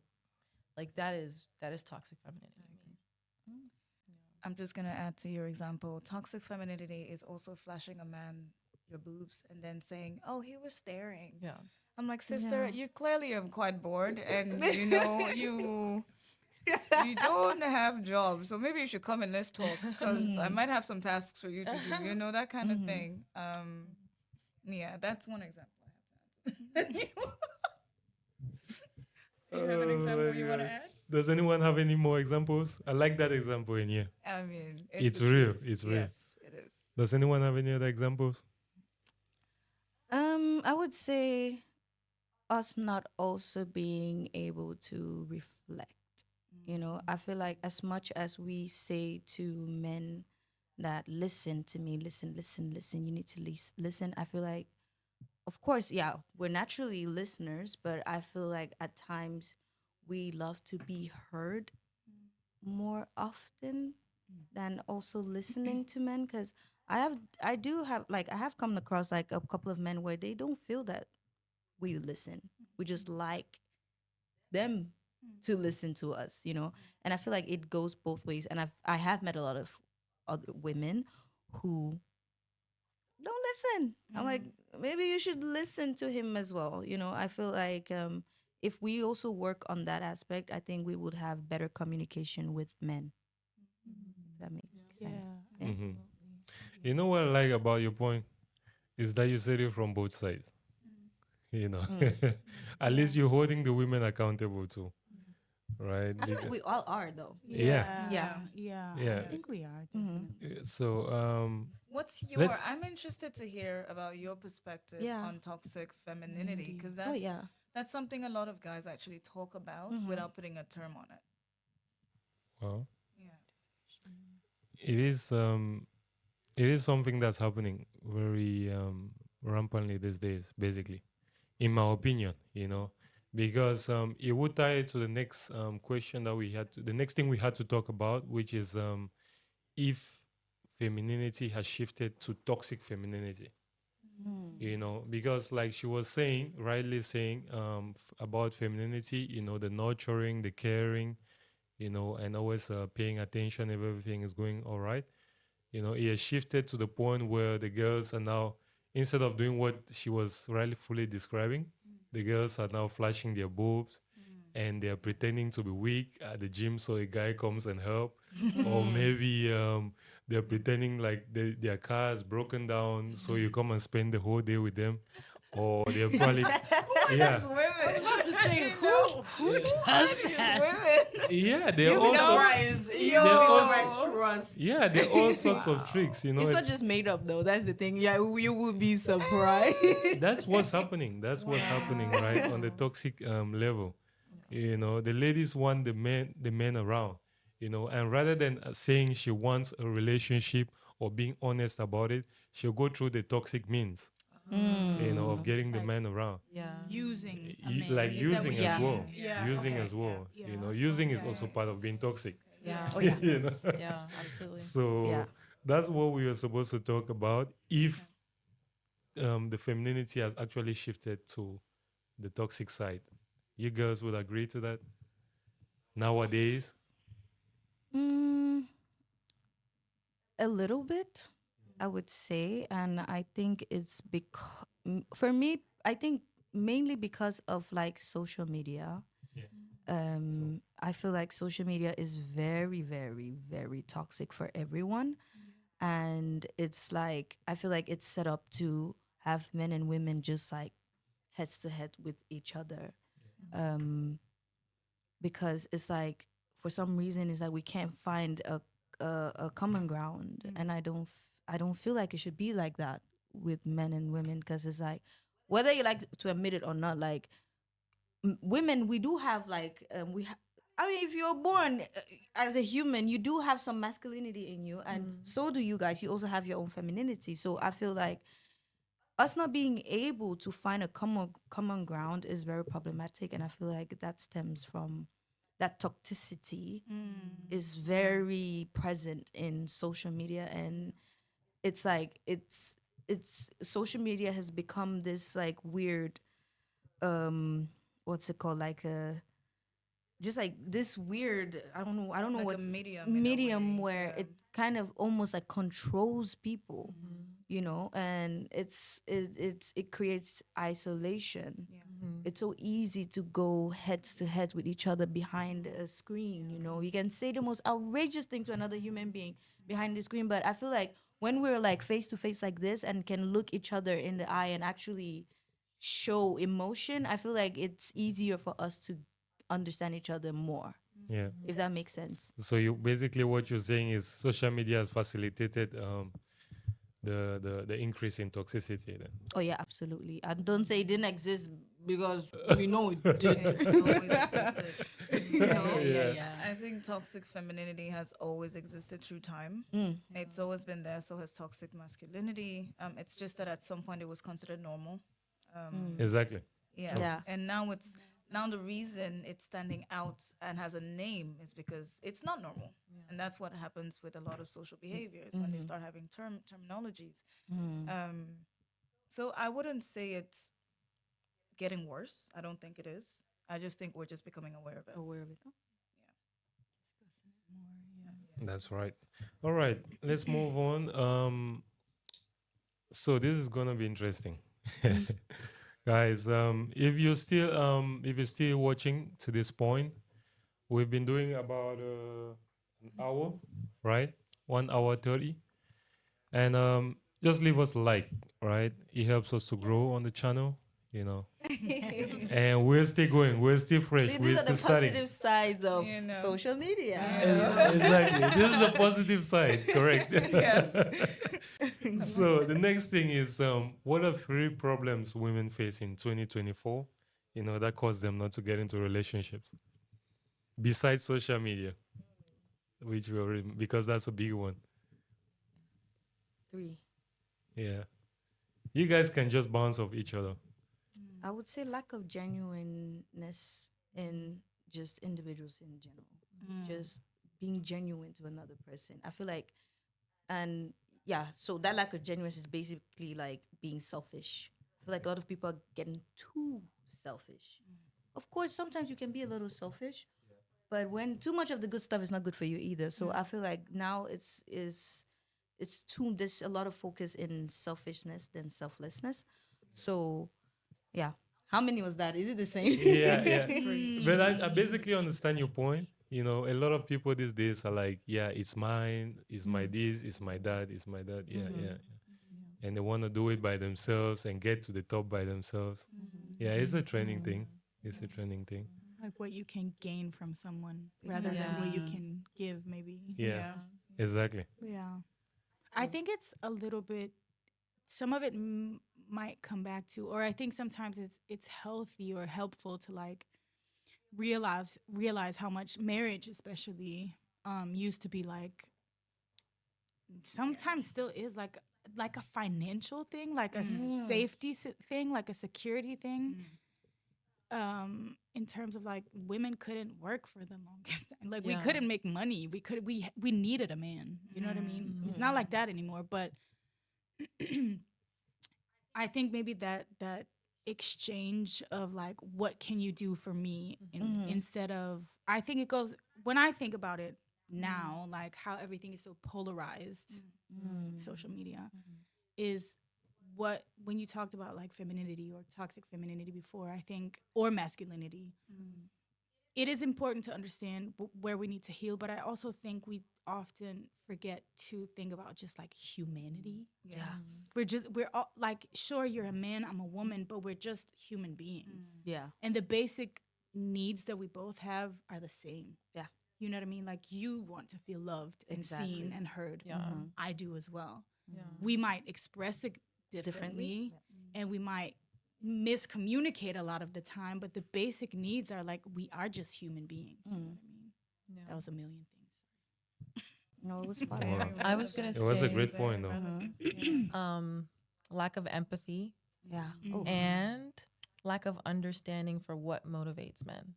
So like when a man gets you something nice or wants to give, and you're like, why does he keep doing, like, I can buy this for myself. It's like that's part of their nature. They want to do They this. want to spoil They you. want they want to do whatever way they can, whatever resources they can. So understanding, like, you know, it's not because they're trying to buy you or whatever. They just really want to do that from their heart. But I think that now kind of has I feel like it now challenges men a little bit, you know, because it's like knowing that this is my role as a man, and then now me and my woman is like fighting between this role. I think that definitely does something to men's like self-esteem, feeling like, you know, of course I know you can afford it, but I want to because it makes me feel, you know, like the masculine man I am. You know, I feel like it's okay. It's okay for women to also, like, you know, we should be independent and like us, you know, we haven't been for the longest, but I feel like we also need to be more like you said, like understanding of like men's needs, because it's like, sure you can afford it, but like, you know, what this is gonna, how it's gonna make this person feel, you know. So it's like sometimes like just let it slide, like let your man treat you because he wants to. He wants, yeah. Yeah. Come on, Yeah, you don't yeah. want to be spoiled. No, please. Gosh, you spoiled me. Okay, I like to be spoiled. Thank you. I think. Yes, say Yeah, I'm just saying, you know, putting it out there. The only slight, no, it's not slight, it's actually quite big socially. The only problem is we tend to forget that this is not biological. This is a habit that was learned over time. And that's why the equilibrium seems to be tilting a little bit back and forth with men and women fighting over power for finance. If you ask me, finance should not be something people should fight about. True. It's math, 1+1 = 2. You bring yours, I bring yours, we make a home. Or if you don't have it, I can take care of it because I do. But a problem then comes when that's the only thing you can do. And most men actually, sadly, place a lot of their worth on their wallet instead of their emotional intelligence. Yeah. Yeah. Yeah. You Yeah. know? Yeah. So, yeah, I've been in a That's true, yeah, situation yeah, yeah. before where the man, I didn't know initially that was the flow he was going for. So spoiling me, of course. Well, oh, this is so kind. This is so kind. Until when I started bringing up issues with the relationship, then I was ungrateful. Yeah. Then I was then I started putting two to two together.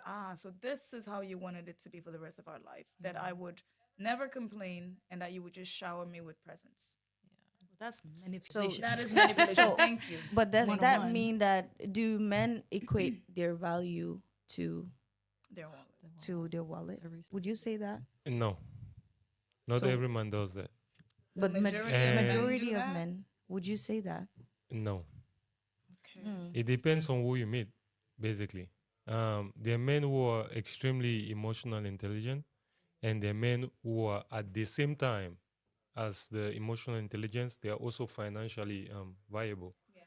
You know, so it Where are depends on. these men actually?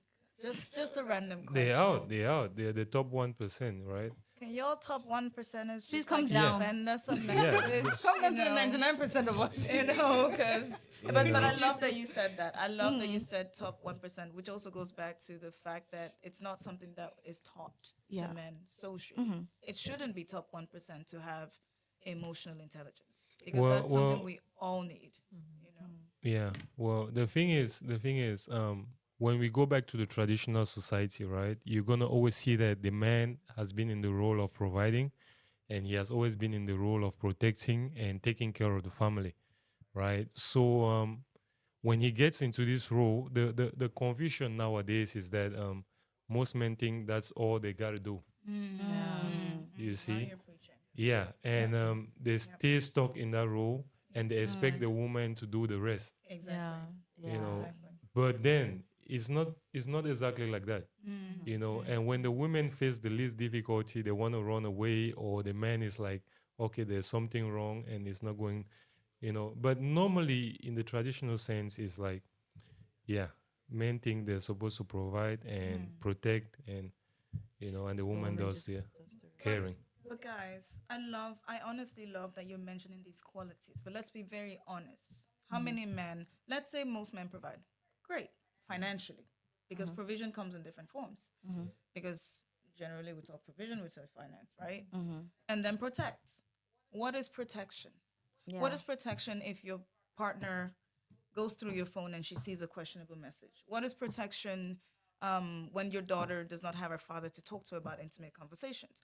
What is protection when your wife is always worried about where you're at 9 p.m.? What is protection when you go out and you cannot defend your partner? What is protection? Because we're no longer going to wars. We're no longer going to, gather wood anymore. We're no longer. So a lot of the things we're coming back to again is the social habits that actually men need to evolve on. To understand what protection is in 2024, to understand what providing means in 2024, because protection also comes with vulnerability as well, Yeah. you know? So, I think you're right in like all of the things you said. I think the issue that happens is that women sometimes are not brave enough to say this is what we want, and and to have them walk away. Yeah. Like, because if you say I want you to stand up for me, I want you to provide for me, protect me, like, and you're not sure if that guy can do it, and you're like, I have to go because this is exactly what I want and I have to stick with it. So Yeah. I think a lot of women are scared to have to stick to their values. yeah. So they don't say it. Which is clear communication. Yeah. Yeah. Which is something that I think it's again like we get lost or like hide behind again.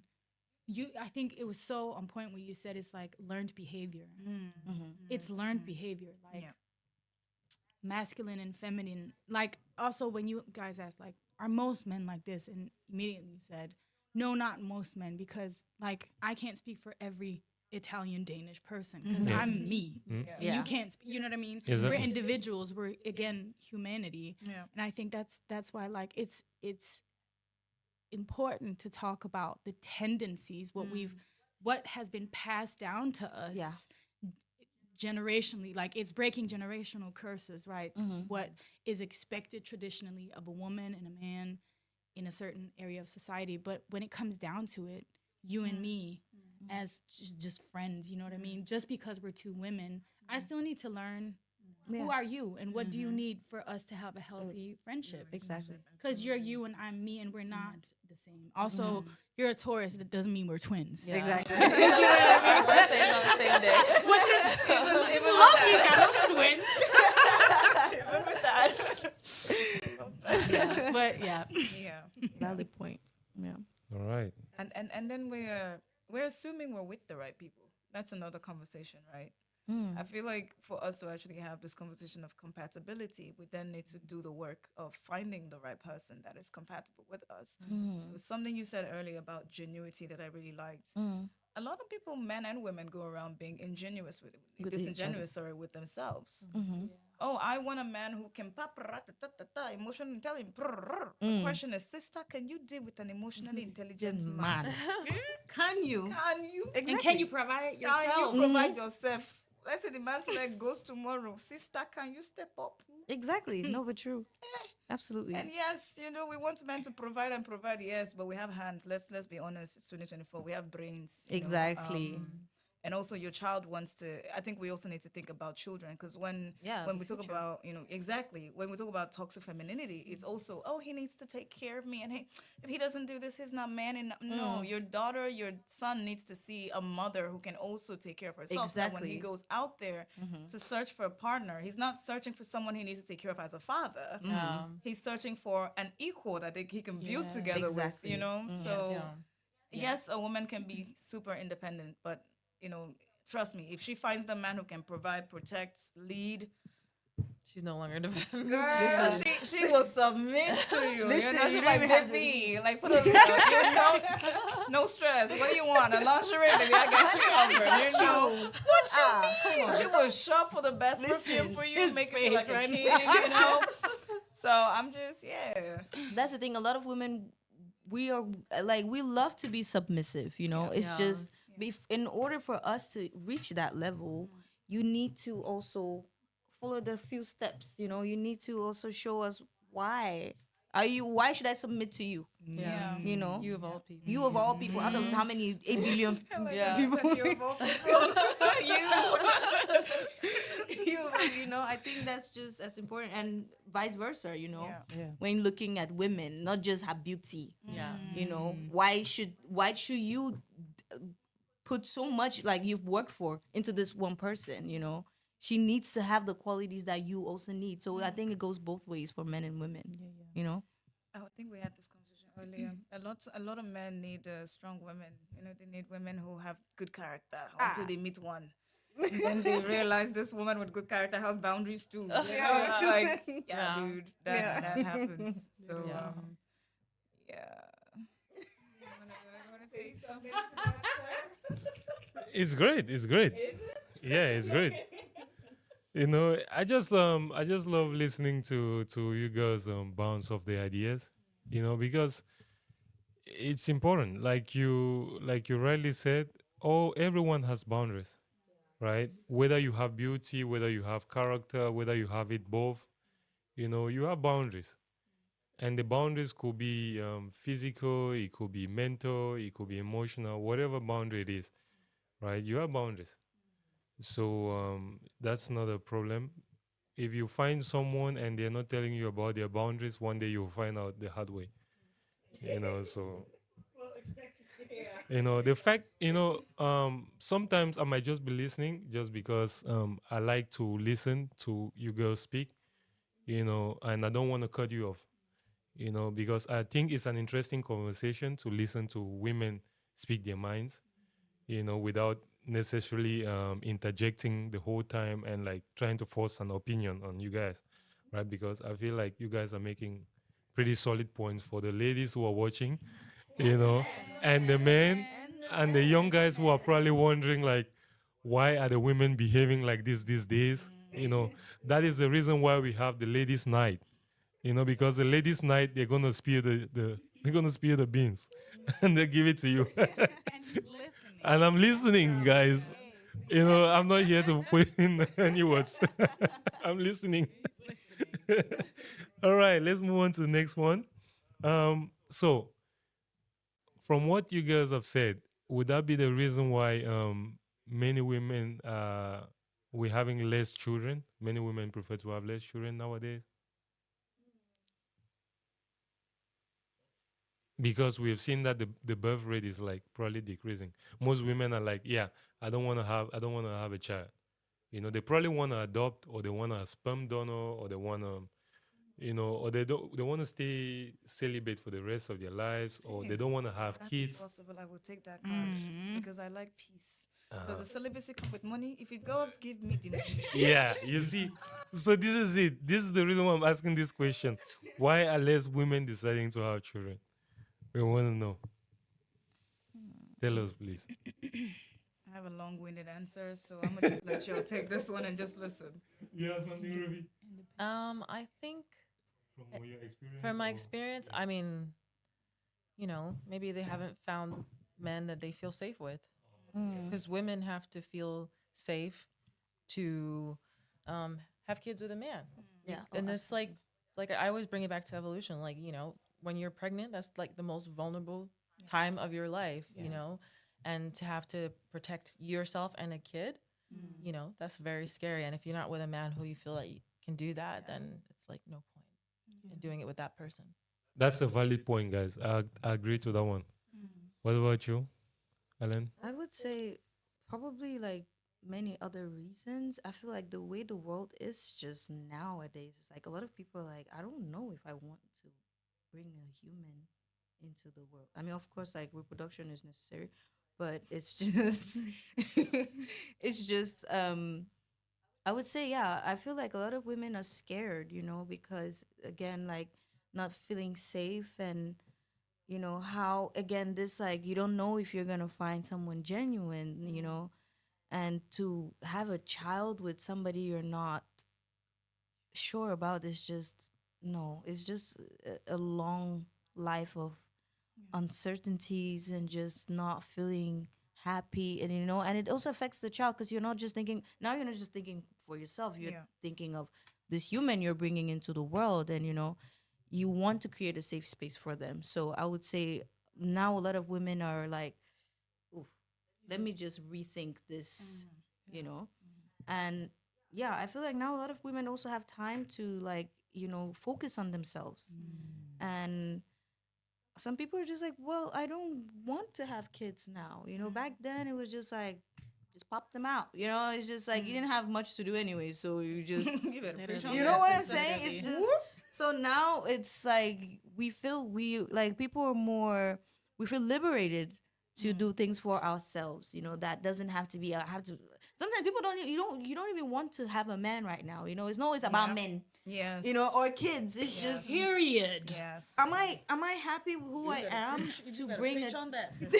it's like am I happy with who I am to bring another human being, because that's also going to determine my relationship with this kid. A lot of parents, we've had like really traumatic parents, they've gone through so, and we have somehow also embedded some of their insecurities.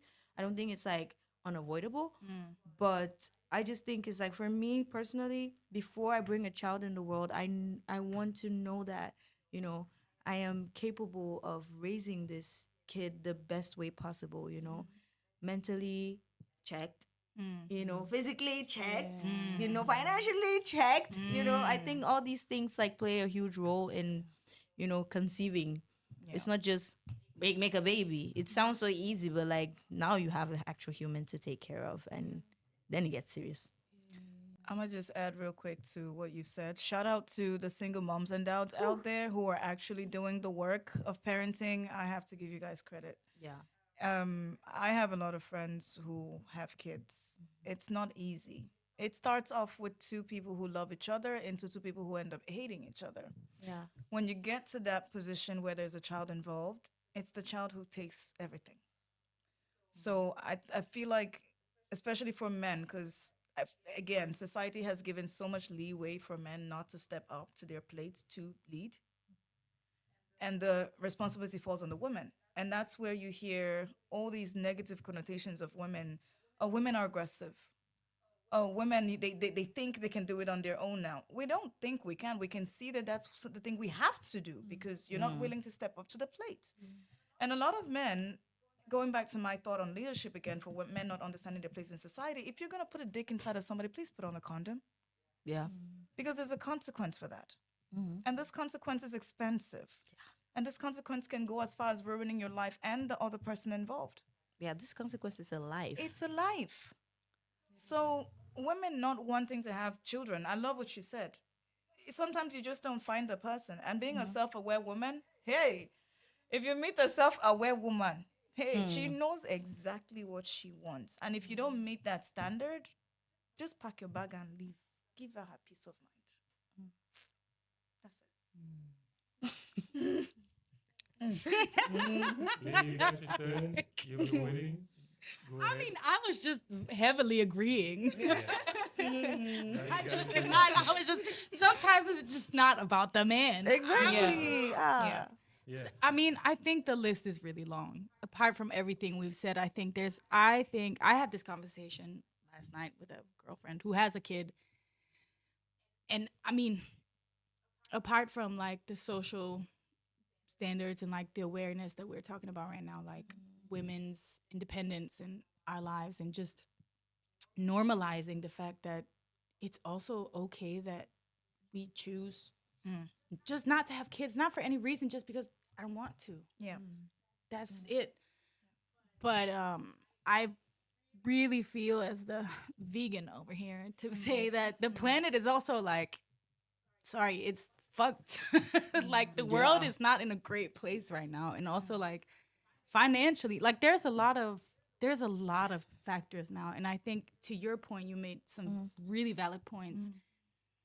Compared to our mothers and our grandmothers, like we realize the responsibility of having children, and it's not. I think it used to be like financial, maybe like security, and I think we realize now the responsibility we have to parent someone emotionally. Yeah. You know, the the responsibility of how, if we're unhealed again, how we pass that on to them. And if you're not mature enough yet, or if you choose a partner that's not mature enough, that's gonna really mess up the children. So yeah. I've heard some men say, yeah, but the kids are going to be okay. Are you okay? That's not true. Yeah, the You kids know? are not gonna be okay. Kids will Exactly. not be Yeah. okay. Are That's you just okay? you're Even fooling you yourself. making that statement, are you okay? You know, have you dug deep into understanding what things you've transferred to your partner in your relationship? I'm like, just take yourself as an example. Yeah, Like, Yeah. exactly. whatever relationship you have with your parents, like, how has that affected you? Are you okay? you know, you might have the best parents or the worst, So it's like, it's very vital to think about, like, you as an individual before bringing another person. Can you even take care of yourself? What I just wanted to say is, from what I've gathered from these discussions so far, you ladies are willing to have a child with someone who like fits your criteria, who checks all the boxes. Am I right? Yeah, I think leadership. Most of the boxes. Yeah. Most of the Okay, boxes. let's say Yeah. most all of of them, them, not yeah. all, Yeah. because Yeah. it's Yeah. perfect is not possible. Yeah, Right? exactly. Okay. So, guys, the ladies are saying they'll be willing to have a child with someone who checks most of the boxes, right? But then the problem is that the thing that comes to my mind is I think about 80% of the men are not going to check most of the boxes. Do you think so? And when we look at it, I think what 80% of the men can do is they might check maybe half of your boxes or maybe one third of your boxes. And let me finish. And this is gonna be a very big problem because our next question is gonna be this, right? Women, if the men cannot check all of your boxes, let's say they check just one third, then it's normal that women don't want to have kids. That's the trend we're seeing, right? And like you guys rightfully stated, you don't want to get pregnant as well, right? And the next thing is the women as well, they're not going to clean and cook for anybody unless they actually respect you, unless you put them in a position where they are feeling like, okay, you're in charge, you're leading, I respect you, I do the cleaning and cooking. All right. So, and the last thing that the women want to do nowadays is they want to be single. That's what I'm getting from the conversation, right? So the question is, what is the role of the women in the society if they don't want to do all of these things? I feel like I love that question so much because it had a lot of stray bullets in it for the men, and I'll tell you why. You basically said that if 80 plus, paraphrasing, 80 plus percent can meet one out of three, that already tells us where we are as a society evolving. If you give any young girl statistics today and say, well, this is what you have to deal with, are you going to get married? I have a feeling she's going to say no because the other two out of three also matters a lot, you Yeah. know? So you kind of shot yourself on the foot there. So our responsibility, it's looking like we're actually carrying the men because if we have to fulfill the two out of three, then what are you doing in society? That's why I'm asking the question: what's the role of the women in the society? Well, a lot of women these days are carrying a lot of emotional load that we should not be carrying. A lot of women are, doing a lot of work in companies and not getting credit for it. I'll say that. Shout out to women who actually do that without complaining. Um, a lot of women are playing auntie roles, which is something I think a lot of the ladies around here would gladly take on the responsibility if we end up not getting married, because we do need that. We need aunties in societies. We need uncles. We need a lot of good uncles in society. So those are still roles we play, and those are roles I feel is undervalued and underestimated, really. So, yeah, for me, these roles still matter. Can I Yeah, say? go ahead. Yeah. For me, I don't know. I don't necessarily agree with what you said. Like, I think if the most important things matter to you, like if you decide what the most important things are, like for me, it's kindness, a man who is respectful and treats me well and treats others well, and like just we have similar values. Like that's what I'm looking for. I mean, I want to be a mother. Like I want Yeah. to have kids.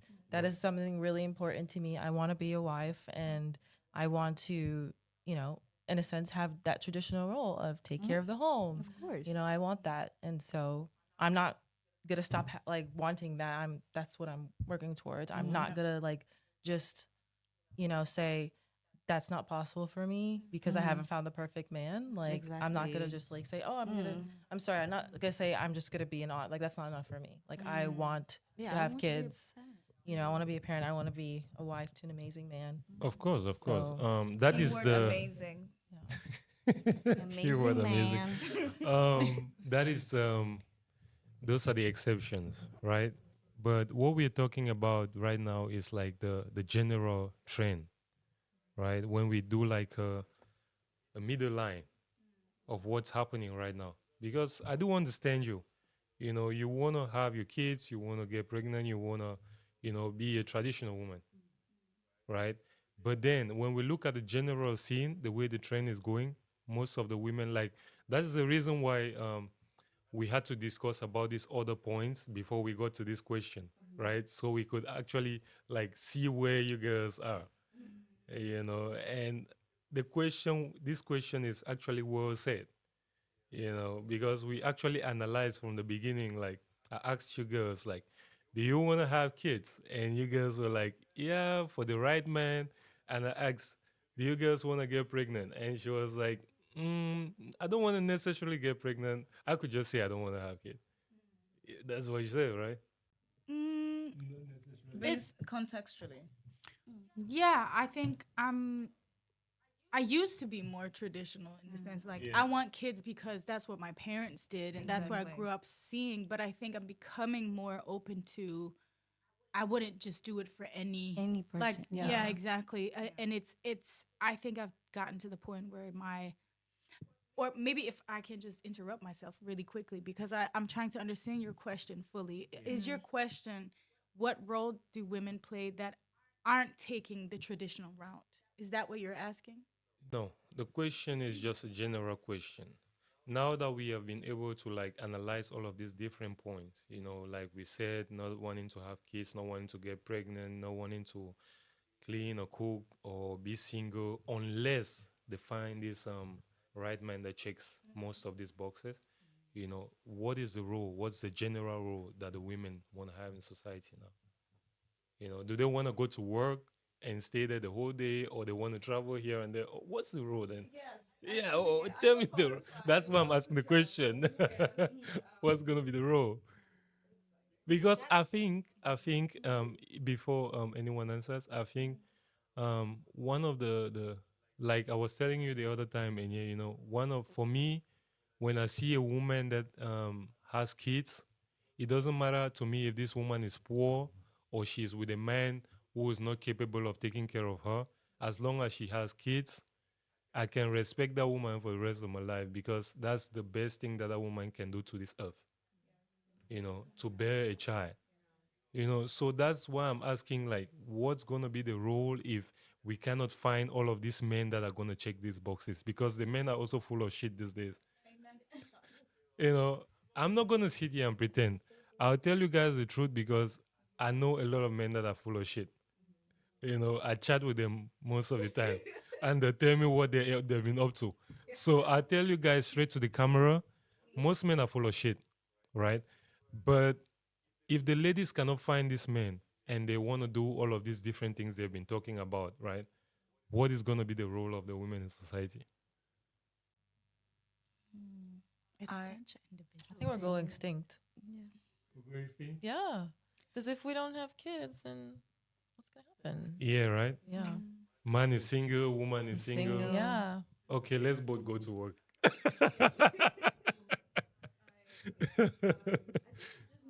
Finding that balance, like it's not, I really like to believe in humanity and believe that there is somebody for everyone, you know? Yeah.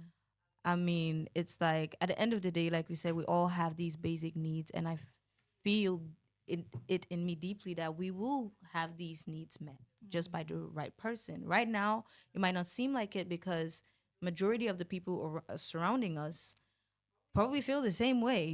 So it's a matter of time and balance. I feel like if we work hard enough on ourselves and coexist, Yeah, work yeah. with each other, I think we can achieve happiness for both sides without having to compromise too much or feel like you're compromising yourself to get that. Because at the end of the day, it's like we can't let all these materialistic or superficial gender roles play a huge part of reprocreation. I'm like, does it really have to go down that route for women to birth kids or for us to have a future generation? I don't think that's the route we should be going down. So I feel like it's very, very vital for us to think, thoroughly. So I think it's as much as women finding this right person, men should do the same. Don't just fuck anybody because you can, Yes. bro. It's like, come on. Yeah. Also, I think that if you start treating yourself So- the way you want to be treated in a treated. relationship, you're more likely to attract the right one. Oh, Exactly. absolutely. So- Absolutely. But Exactly. can I ask you a question though, or like a follow up question? Because if a woman decides not to have, you said, I can, no matter where a woman is in society, no matter her social status, financial anything, if she has a child, I can fully respect her. If she decides not to, will there be less respect on your side? It depends on what our relationship is. What is the relationship context here? A stranger you met This- at yeah. Netto who tells you she doesn't have a child, but she is very And- successful, yeah. owns 2 businesses, takes care of her family very well. Nah, at the end of the day, your businesses don't matter to me. So why does her Honestly. child matter to you? Well, the child matters to me because I know it's survival of humanity. It's the next generation. Okay, I You know. mean, the earth is overpopulated right now. Exactly. We don't need more people on the earth. I don't agree with that. No, we need more people, especially in the working force. We need more people in the working force because we need more resources to keep up with the population that we are creating. Going back to her point.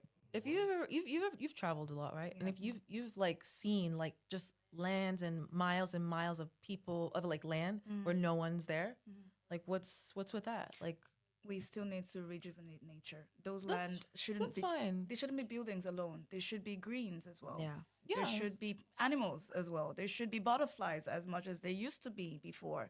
But we've become so greedy as a society, not thinking of what nature needs, that we've prioritized having people um, irregularly. There are some homes you go to where you see parents who cannot afford to take care of their children. That's one conversation that we're not having right now. Um, there are also places you go to, unfortunately, where there is, homelessness. That is the case. And yes, we must use this land as well to build homes for people. It's a bit more it's a bit more economical than we're having a conversation right now, I think. But going back to whether or not a woman should be respected for having kids or not, I think people should be respected for their decisions. There's some women who are not psychologically capable of taking care of Yeah. children. There's some women who have anxiety, extreme anxiety. You should not expect for a person who has extreme anxiety to just all of a sudden decide to have a baby. That takes a lot more from the mother that she will end up translating to the child. So I feel like going back to what you said, we should actually rethink this before we make a decision. Because you see a lot of people who have been fucked up by their upbringing, who are fucking other people up. And is that going to be uh, productive for society, though? If I'm happier as an independent, childless woman, like my life is not about having kids. That is not why I was put here on earth. Like I can be a very, very positive uh, contributor to society without being someone's mother, and I have the right to do that. And I think it's problematic that a woman wouldn't just get the same respect for just choosing herself and being like choosing the best life for her in every way, like um, mental health. Like a lot of women, I think, end up. We've all talked about that we've been in not very healthy relationships. Imagine, like my ex talked a lot about like having kids, and I think it was a way of like, Tying you down. yeah, Yeah. and that would have been terrible because Yeah. my child would not have had a very healthy upbringing then, Yeah. which breeds more I negativity and think breeds. let me interject real quick. We're trying to get the discussion in a different direction, because the scenario here is like having a child in a good environment, because the thing here is not being selfish, right? Because some people are just selfish. They're just like, okay, I want to travel. It's all just me, me, me, me, me, me. They're mentally fine. They have the finances. They have a good husband, and the whole family is well taken care of. But they're just like, yeah, I'm not going to have a child, you know? And if you ask them the reason, it's just selfish reasons. They want to travel, they want to spend time alone, they want to just selfish reasons. And if you let me finish in here. And if you look at everything around them, it's well balanced. It's not like you guys are saying, okay, they have like anxiety or they have psychological problems or they have medical problems. No, that is understandable. If someone says, okay, I had a problem, a complication with my womb or placenta or whatever, and I'm not able to give birth to children in the future, that's understandable, right?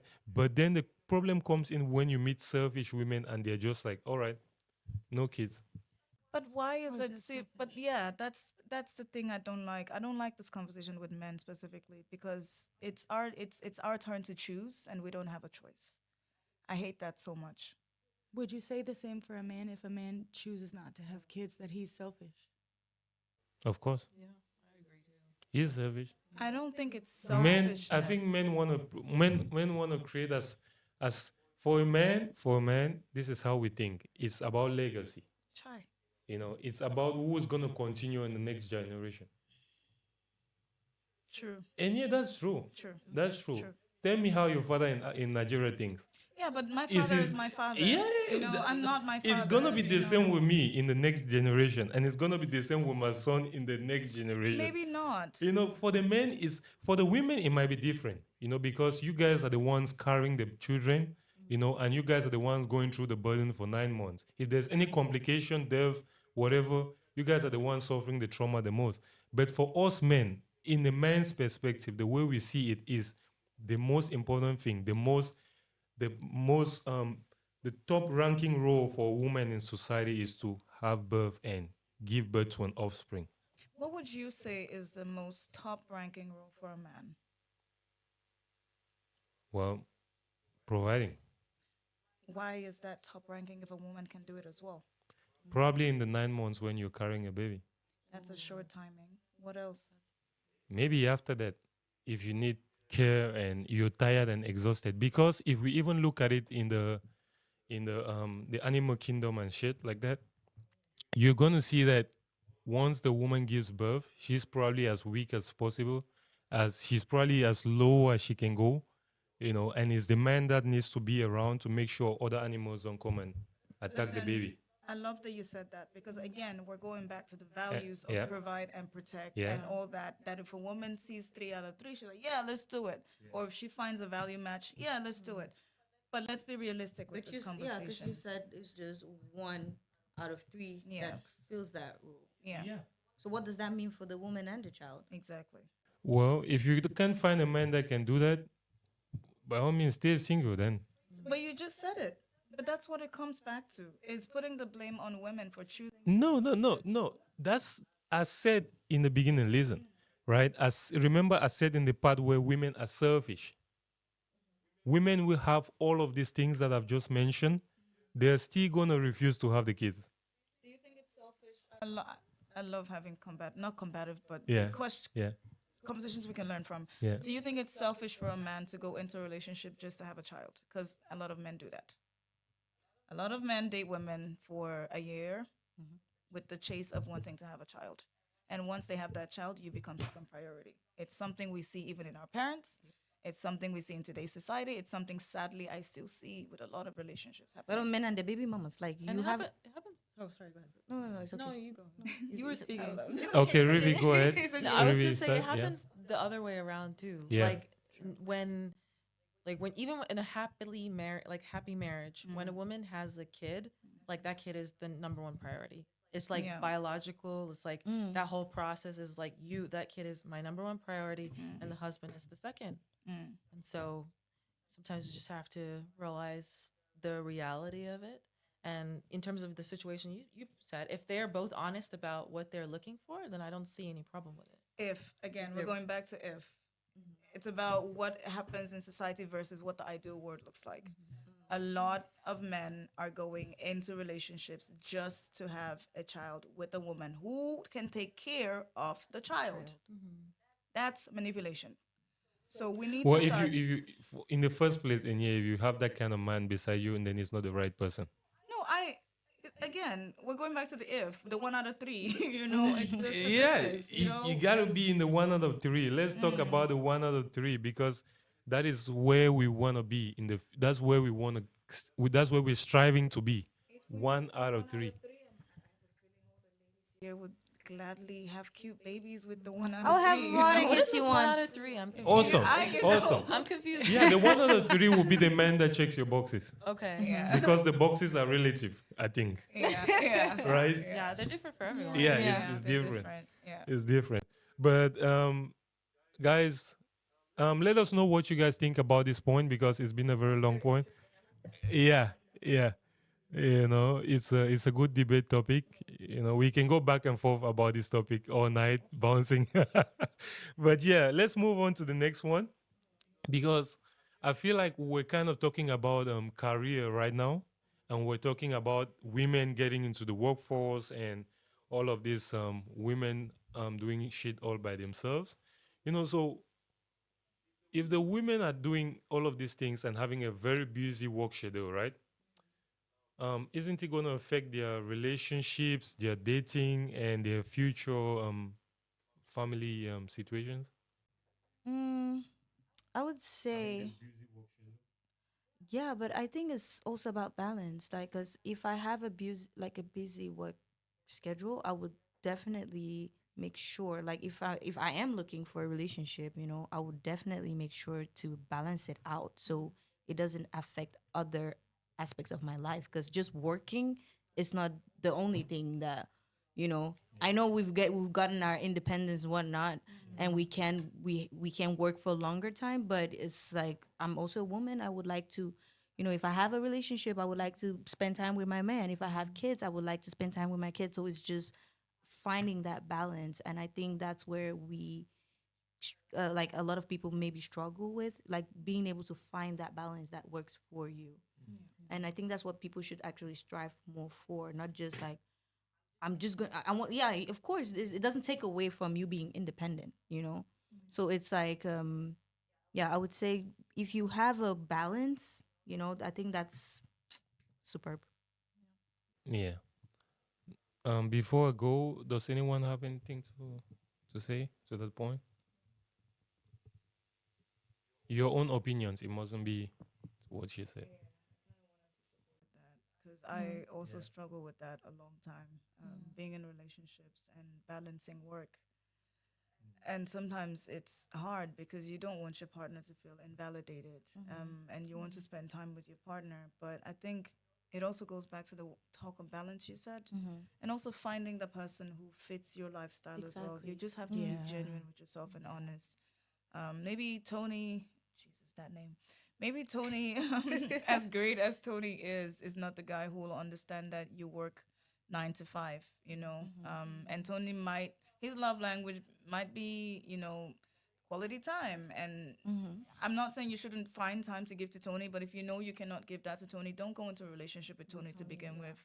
So it's just about being honest with yourself and understanding what is compatible, I believe. I think it's also like leaving space for it to be something that you figure out along the way as well. Because I think for me at least,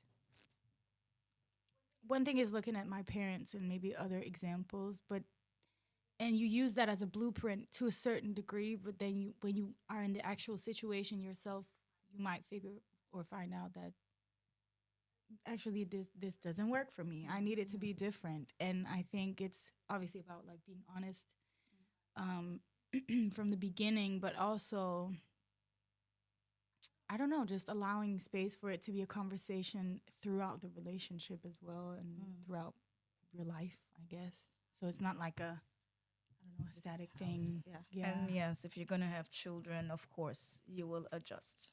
Yeah. Of course. You You have definitely have to adjust. You know.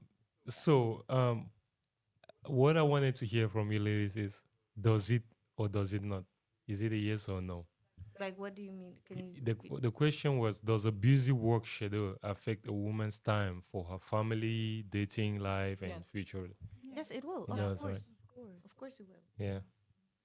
I feel like because what I want to say is a lot of the women they downplay it, you know, and they're like, yeah, I gotta work, I gotta get successful, and I gotta get more successful and more successful, you know, and then they forget to know the fact that the more successful they get, the busier they get, and the less time they have for family or whatever the case might be back at home, you know. So, But it's the same with men too. Like, Yeah. it's just well, for men, I think it's like nature for men.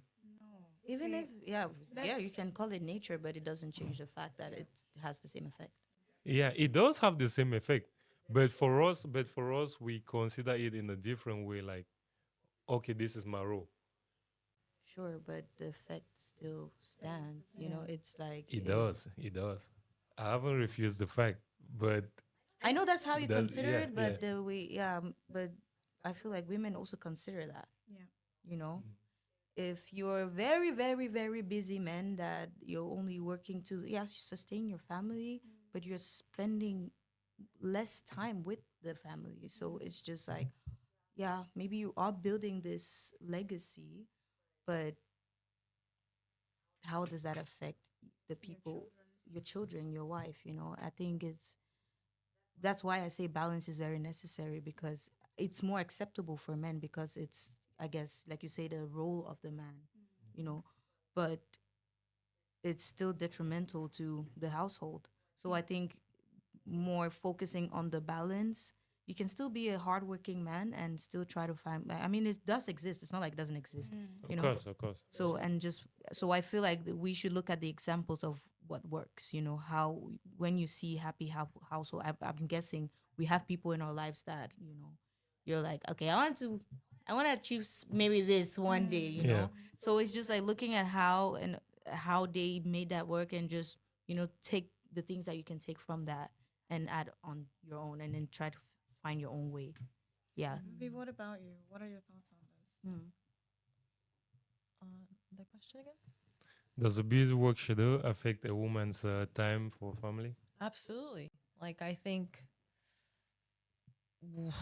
when a woman is that busy, she's definitely in her masculine energy.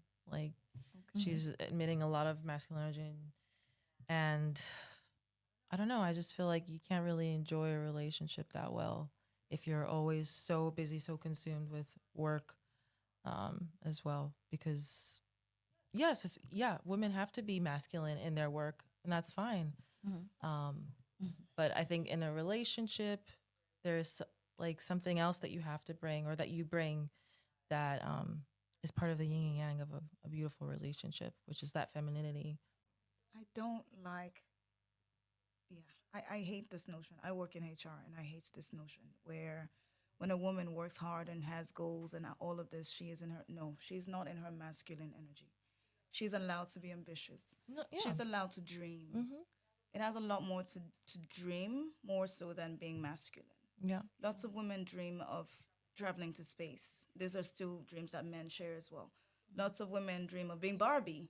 These are dreams that maybe some men share, you know. And at the end of the day, these are still dreams that can be attainable. What matters the most is that you have a supportive system that allows you to do that. That doesn't take away from your femininity at home. Absolutely. I agree with you Yeah. completely. Yeah. Yeah. I think I'm just saying, like, from generally, like, what we see, like, it's a beautiful, incredible thing when women can balance that, like, Yeah. when they can compartmentalize work and then come home and feel safe and feel like they can be themselves with their man or their children and be present for them. And so I think that's something that you really have to practice, like be conscious of. And so it's definitely Absolutely. something possible. Yeah. Yeah. But is it the way that I'm hearing everything right now? It feels like you're asking from a point of view of like family and relationship, and what I'm hearing that the point that you guys are making is like maybe only career and then how you get there as well. Because what I'm hearing you say is, or have a problem with is like. Because I agree with both of you. Like I definitely have this tendency as well. Like, I feel like I'm too much in my masculinity right now because I feel like I'm neglecting some basic needs I have Yeah. on my way to get to my goals. Yeah. Yeah. Because I'm fucking allowed to have. I want all of it. I Yeah. want kids, healthy relationships, Yeah. but I want to leave. When you talk about legacy, right? For me, it's more legacy to me is also how you leave people feeling. Yeah. That doesn't necessarily, when I'm on stage, I touch a lot of people, not being a mother. Yeah. Exactly. You know, with my voice, with my legacy is through my music, how I make people feel through my music, all the like this conversation, Yeah. you know, how you show up in the world. Yes. I understand your question in terms of like balancing like being a career driven woman, wanting to like be really ambitious and it challenges this more traditional view of how A woman should be. a woman should like what type of goals she has in life. But I think what I also hear you say is that like, well, it's more normal for a man to neglect certain balances. Yeah. And it's not for women. And I'm like, Yeah. why? Exactly. It is difficult. Like adulting is difficult. Yeah. Like look at a week. Like do we drink enough water? Probably not. Nope. Yeah. do I clean off? You know what I mean? Like it's hard to balance being an adult and being Yeah. healthy, Yeah. working out, eating healthy, getting enough sleep, all these things. And then on top of everything, you have relationships, family. And then I think we can all say that all four of us are very ambitious women. And we are definitely someone who, I'm guessing now, but are maybe also a little bit of like someone who might have also broken out of what's the norm in our families maybe as well, which also takes extra drive and extra energy, you know? I wanted to say, like, just because it's normal doesn't mean it's right. Like, I feel like a lot of men, they don't realize until they have a kid of their own, like Yeah. how that, like, them just being a provider and not being present affects their kid Exactly. something. Yeah. Because it's like you've basically essentially neglecting a child Yeah. just because you're focusing on providing instead of being present for them. Yeah. And so Exactly. it's only until they have a kid of their own that they realize it. So And you have daughters growing up having daddy Yes. issues. yeah, or sons. Abandonment. Or issues. sons. Or Or sons, sons. sons Or who sons. can't, you Yeah, can't yeah, rile yeah. in. Like Yeah. if you Yeah. see a boy who has no impulse control, Yeah. he doesn't have a man in his life. Yeah. Yeah. Absolutely. So That's true. yeah. Yeah, yeah, yeah. All right, guys. That's awesome. So, I believe you got. Why are you laughing? It's like, that's awesome. The way you said it. Okay. I mean, I get it. We leave you speechless. We're dropping bombs all over. We're very smart. I would be speechless too. No, I feel like sometimes it's best to let the viewers complete the statements, you know, because if I sit here trying to put in my own 2 cents and what I think, my own opinions, it doesn't really matter to all of you or the viewers. They don't care. You know, what is interesting to us is that they actually get to understand you guys and the problems ladies are facing, because it's a ladies' night at the end of the day. You know, that's the show tonight, ladies' night, you know. And, you know, it's not my opinions. So that's why sometimes I might just be like, okay, that's awesome. You know. Yeah. All right, let's move to the next thing, which is about you artists. Let's start with the artist before we go to the model, right? Has any of you had any abusive experiences in the music industry here in Denmark? Um, Alan is talking. no, Okay. fortunately, I haven't. All right. What about you, Lay? I'd say yes, but it's in the subtleties. Mm. Like it's not that I've been raped or anything, or I've been hit, or but I think the music industry as a young woman is like by definition kind of abusive towards young women. Mhm. It has always been, and I think it's there's a conversation about it more now. Like here in Denmark, especially, we recently had the documentary "Sexism in the Music Business," which has been kind of our Me Too like second wave almost, which has definitely sparked the conversation. It's not that I don't know. I think it's the change is going to take a long time to be seen. I think being in my 30s is my greatest defense now. I feel very confident now about I don't feel scared anymore. But it's because people can't manipulate me. I know who I am and I call bullshit and you can't like walk all over me. Which also alienates a lot of people because they find it threatening that a woman knows her worth and won't like be submissive in the unhealthy way, you know?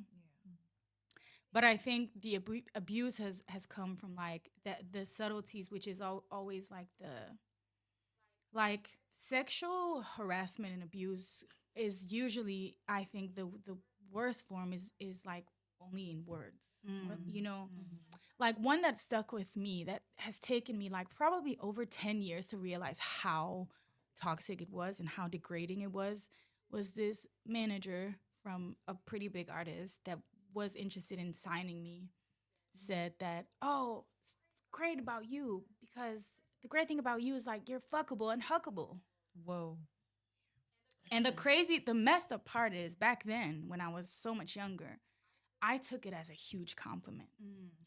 That's how like rewired I've like or unwired my brain was back then, you know. I took it as like, oh, that's cool. I can be like one of the guys, but I also have sex appeal. Nothing had to do with my talent, my artistry, my intelligence, what I had to bring to the table. I think that statement in itself is so abusive. Yeah. It's so degrading and it's so problematic, and that's just words. And I mean, I can come with a lot of different examples that are also a little bit more like, you know, I was young and very older men that could have been my father came on to me in a very like while my dad was like standing next like in the next room. Wow. Guts, man. Wow. But it's things that it's like I didn't realize that was abusive at the time. Like it's taken me. It's stuff that came up like 10 years later because I was really young and I didn't have like those boundaries, and I didn't have any other women to lean on either. You're always the only woman in the room, you know. Yeah. Oof. The uncomfortability. Yeah. Oh my God. Yeah. So I think that in itself, like the fact that it's such a male dominated world is really also like has been such a dangerous place for young women forever, to be honest. Yeah, Yeah.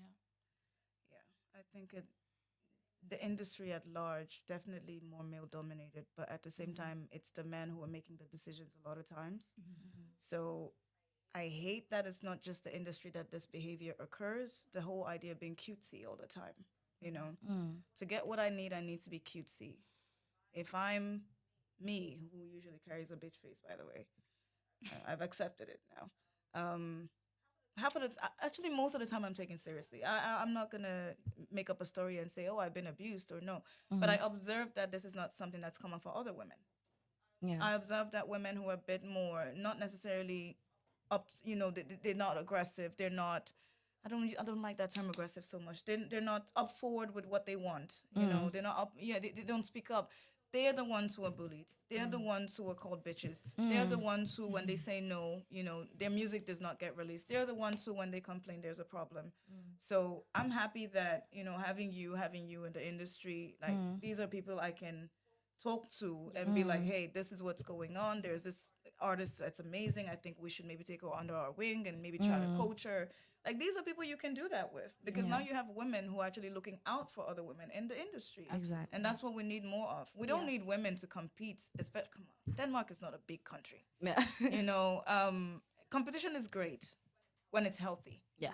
But when it becomes toxic, I promise you, even women throw other women under the bus for men to chew on. So yeah, we need to, that's something that we definitely need to also talk about, but maybe not today. Yeah, that's the whole thing. All right, let's move on to the modeling industry. Really? You're like, Excuse me. I wouldn't say I've been abused, but I definitely, you know, have been taken advantage of. I started modeling really when I was 18 years old in college. I was very, very shy and insecure girl. And yeah, I think the most one of the most memorable times was when I was actually doing a few shoots in London, and one was with a woman, and you know, with models, like you've seen like tasteful modeling where it's like, you know, it's like it's saying something without like, you know, so it's not like nudity or anything like that. It's like you see like Zara ads or something like where it's just like super tasteful, like you're wearing a blazer with nothing underneath, but it's not like you're showing anything, so it's not doesn't feel inappropriate.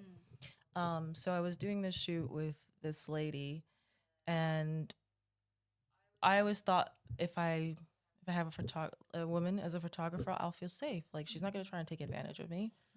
Come to find out that she kept trying to make me take more clothes off.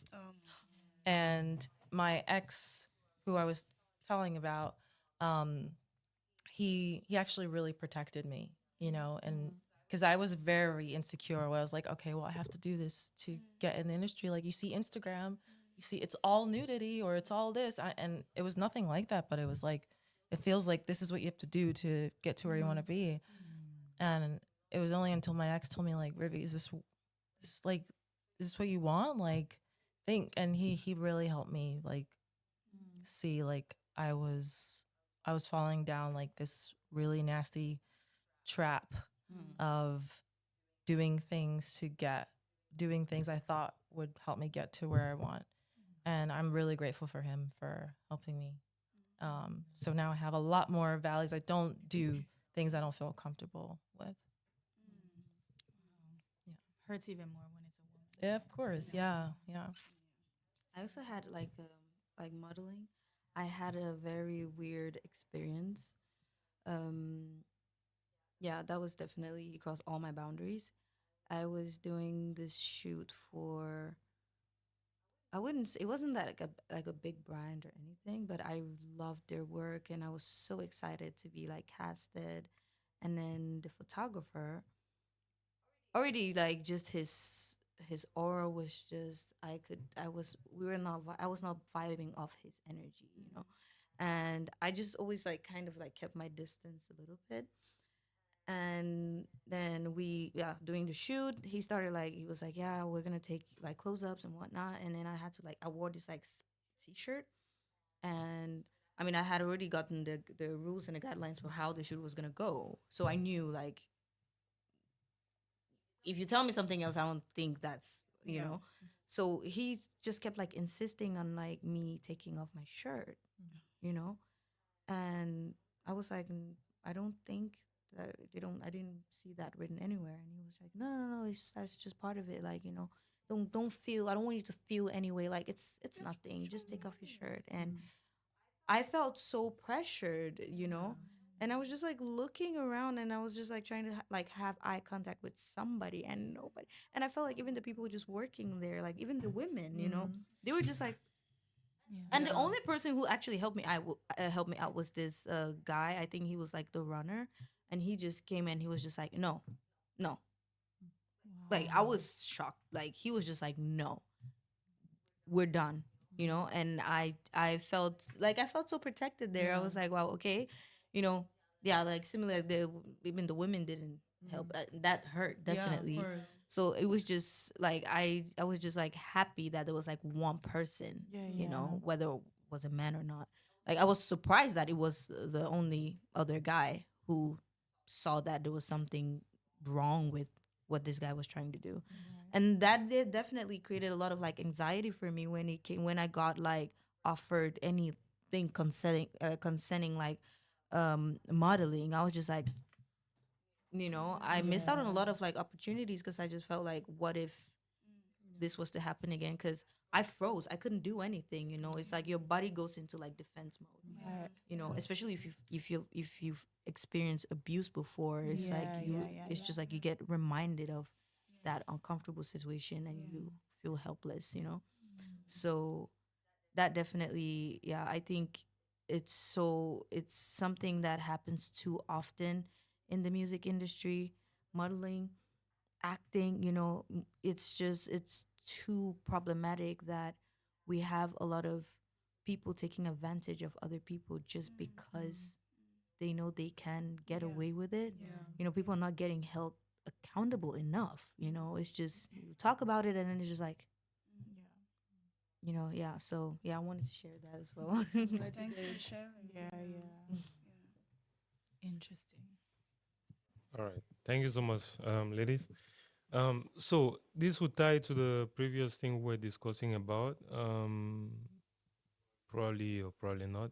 So let's start again with Rivi, with the modeling, right? You've done like modeling in different countries. Um, what's your overall experience in terms of like gigs and production and you know, the energy and so on?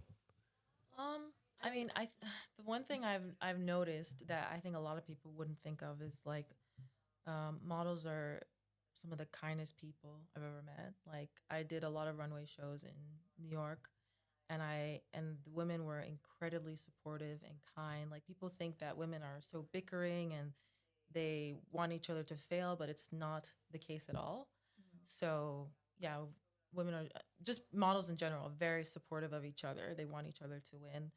But the energy, I mean, you're spending a lot of time in on like set or on shows, um, like a whole day. So, and sometimes they don't feed you; they feed you a salad. So, yeah, they'll feed you like salads and sandwiches.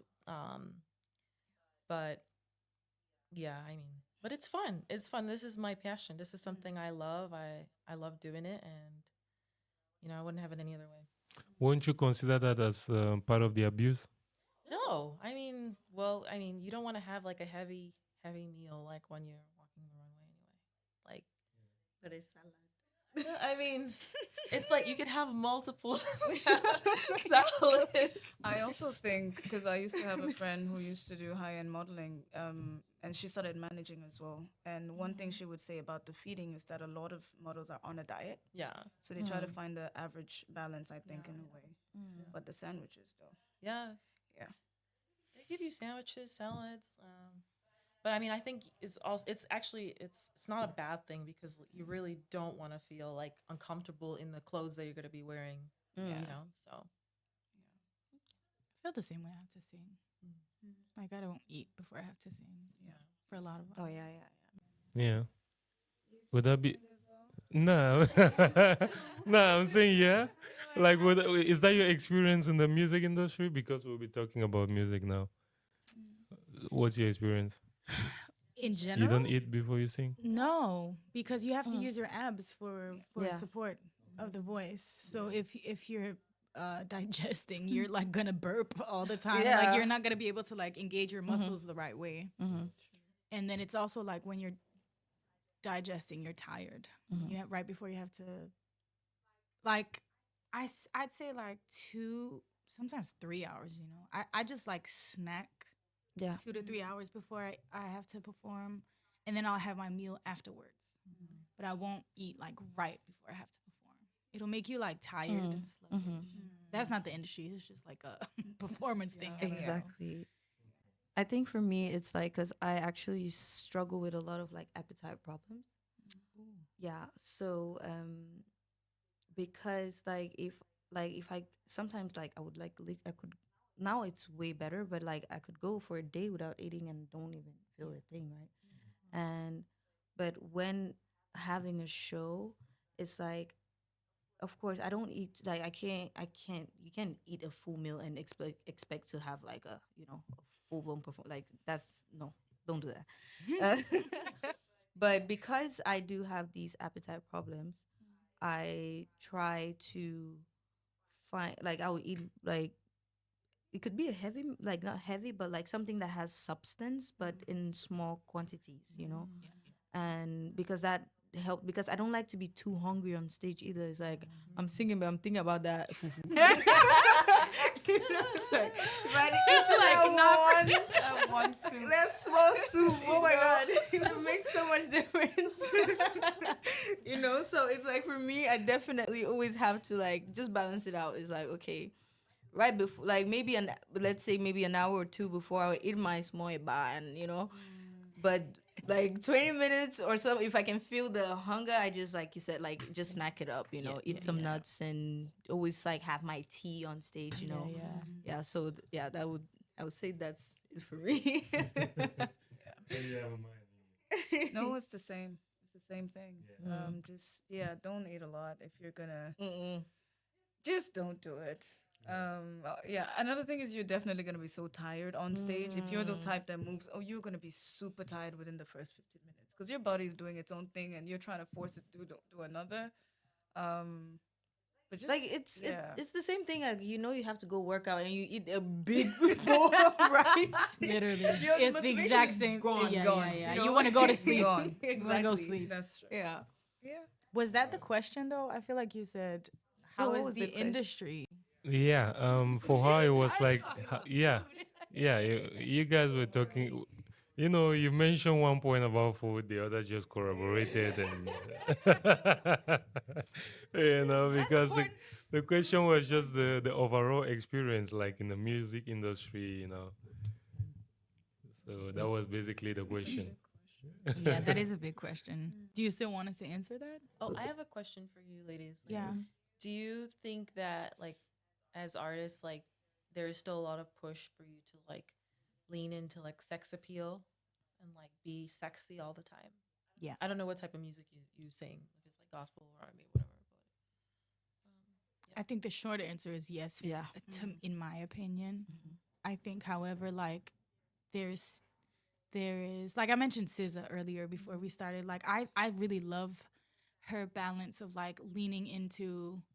I mean, sometimes she's like full stripper energy, which is like more power to her. Let's go. Like she goes all the way. But then she's also just like baggy pants, like Yeah. like what it feels like you would hang out in at home. And she works all of it. She makes it all work under the same umbrella. So I'm really inspired by someone like her, because it feels like it's very like she's owning that. Yeah. If that makes sense. Yeah. Oh, sorry. I was gonna say I feel like when she first came out, she was more known for like her big hair and her music, and not necessarily about like you know being like all the stripperness and stuff. Yeah. But- Yeah. And I still loved her just as much. So yeah. Yeah. I think she's still. I mean, unfortunately she has. Yeah. Well, I don't know. I don't want to judge. Fortunately and Yeah, I don't want to Yeah. judge women in that way because we are entitled to do whatever we want with Yeah, our absolutely, bodies yeah. and everything. But I definitely think as she's gotten more famous, there has definitely been a pressure for her as she's gotten more famous to fit a certain beauty standard. So and yeah, I think we all do. Yeah, I just think for me, it's like, cause I know a lot of women are being pushed to, just being like super overly sexualized. But one thing I'm really happy that I got to like learn from my grandmother is this like her making me understand that I need to always feel comfortable in my skin, no matter what I wear. And because to me that it plays a huge role, like if I'm on stage, if I don't feel comfortable in what I'm wearing, it's gonna affect everything, so for me, I think it's really sad when when the industry tries to push women into this like overly sexualized, it's just not productive at all. And I just feel like people should actually stand their ground when it comes to wearing what you want to wear. If you don't want to wear anything, that's up to you. If you want to be completely covered, that's definitely, I feel like it should be up to the artist, But unfortunately, the industry is so powerful in that way where it's like your rights as an artist just get Yep. revoked, What's even your style personally? Sorry? What's your style personally? My style, it's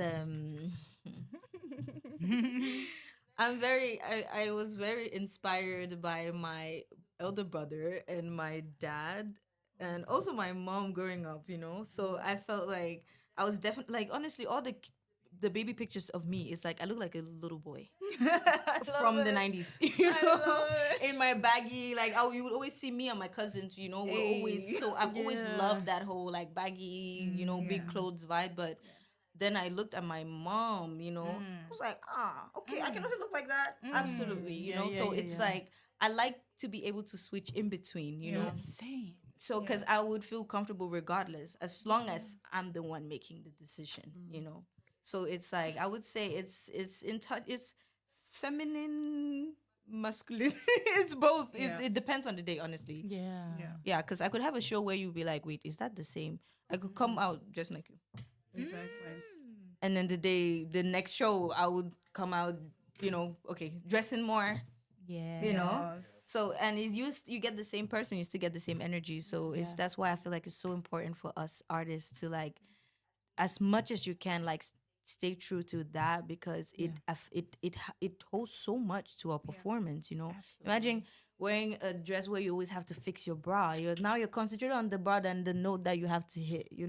So it's just like all these small things play a role, and as much as as much as we can say appearances don't matter, but it does matter because it shows how you carry yourself. It goes down to the tiny things that people usually wouldn't notice, but as they can see you're uncomfortable. Okay, maybe she's not really comfortable in that outfit. So I feel like we should definitely try to stand our ground in these. Yeah. Awesome. There's also the flip side of that, actually, of Mm. once you start leaning into your sexiness as a female, you get stuck in that as well. Mm. And I do see that with a lot of female artists and sometimes male artists because they also struggle to navigate the sexiness. And for female artists like SZA, once you hit that point of boobs and ass and you realize, oh, numbers are going up, you know? Yeah. It's hard to kind of come out of that because Yeah. sadly you have also incorporated fans who prefer that look Mm. versus the baggy look. And as much as you can be as talented, at some point you're gonna fear losing those fans if you put on from head to toe a booker, you know. Yeah. So I think I like what you said about staying true to self, and also recognizing that maybe sexiness is not for you. Like I always have this thing, I'd say it as a joke. You will never catch me twerking on stage unless people are paying tickets to come and see. Oh. There's a reason for that. So I don't know if it will ever happen though, but but if it does, pay some tickets to come and see. And the only reason I say that is because for SZA and a lot of other artists who have their boobs done or their ass done, this is money. They've started to realize that if I have a bigger ass, if I have big boobs, that's a self-investment. I can always take it out later, but that's their choice as well. So just choose your route and choose it wisely. Understand the consequences it comes with. Be prepared psychologically for what that means, but also Yeah. work on yourself so much that you understand what you're going into. That's super important. Because I think it comes back to like the reason why, or I don't know, but I'm assuming maybe the interest in asking that question is like, because when I hear you guys talk, like, I, I think we relate to like a lot of the same things as artists. Like, I think everything we do is an extension of our art. Yeah. You know what I mean? And I think that's what we want to present. Like the way that I dress is it's an extension of my art. It tells a story about how I would want to be perceived as like a performance, not performer, an artist, or like rather than a woman again. You know, because then it comes back to everything that we've just talked about, like how society expects women to always fall back to like our femininity and sexiness, and that gets in the way of like, well, I'm an artist first, Yeah. you know. All right. Does anyone have anything else to say? No. All right. Let's move on to the last question of the day, guys. Yeah. Exactly. You guys are right. 3 hours later, guys. Last question. No editing. We need a juicier question for the last one. Yeah, right. Okay, I'll ask one then. Yes. What is your stance on porn in a relationship? Ooh, that's juicy. Yeah. Do you want to answer first? Yes. Okay, she asked a question to answer first. Because I really want to know. Guys, please let her have the last word. Okay. It's her question. She was ready to go. Yeah. If you want to find out, stick. Let her have the last word. Come on. All right, let's do it like this. Let's go in a circle. We'll come back to you at the end. All right, Alan. Alan, start. Porn. PORN. Yes. Well, I feel like in all the like relationships I've been with, like porn hasn't really been like a thing. Like yeah, sometimes I would watch porn, but it wasn't, I didn't, because I feel like sometimes porn can be very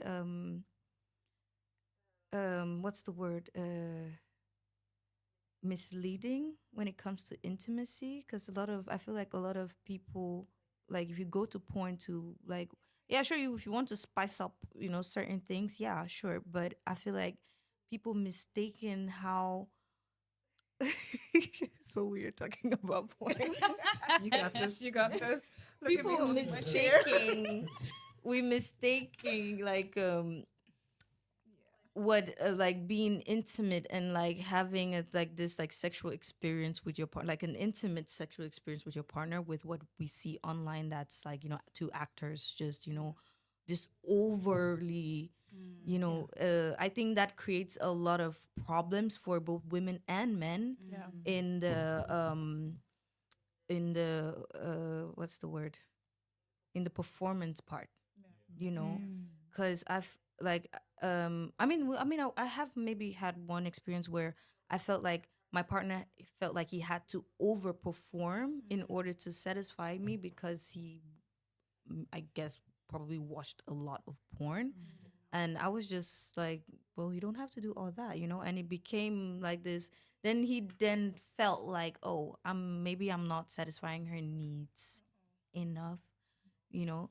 And I was just like, oh no, honey, I don't know, you know? So I feel like too much of the good stuff is not good for you either, you know? So I feel like I don't have any problem with men or women watching porn, but just I don't think it's as productive for your relationship as you think. You know, I think getting to know each other more, like what, like asking, actually having this conversation, like what do you prefer? You know, how would you like to be loved? How, you know, I think that's more effective than going off to random actors, just you know, faking an orgasm or not faking. You know, yeah. So yeah, that's my take on porn.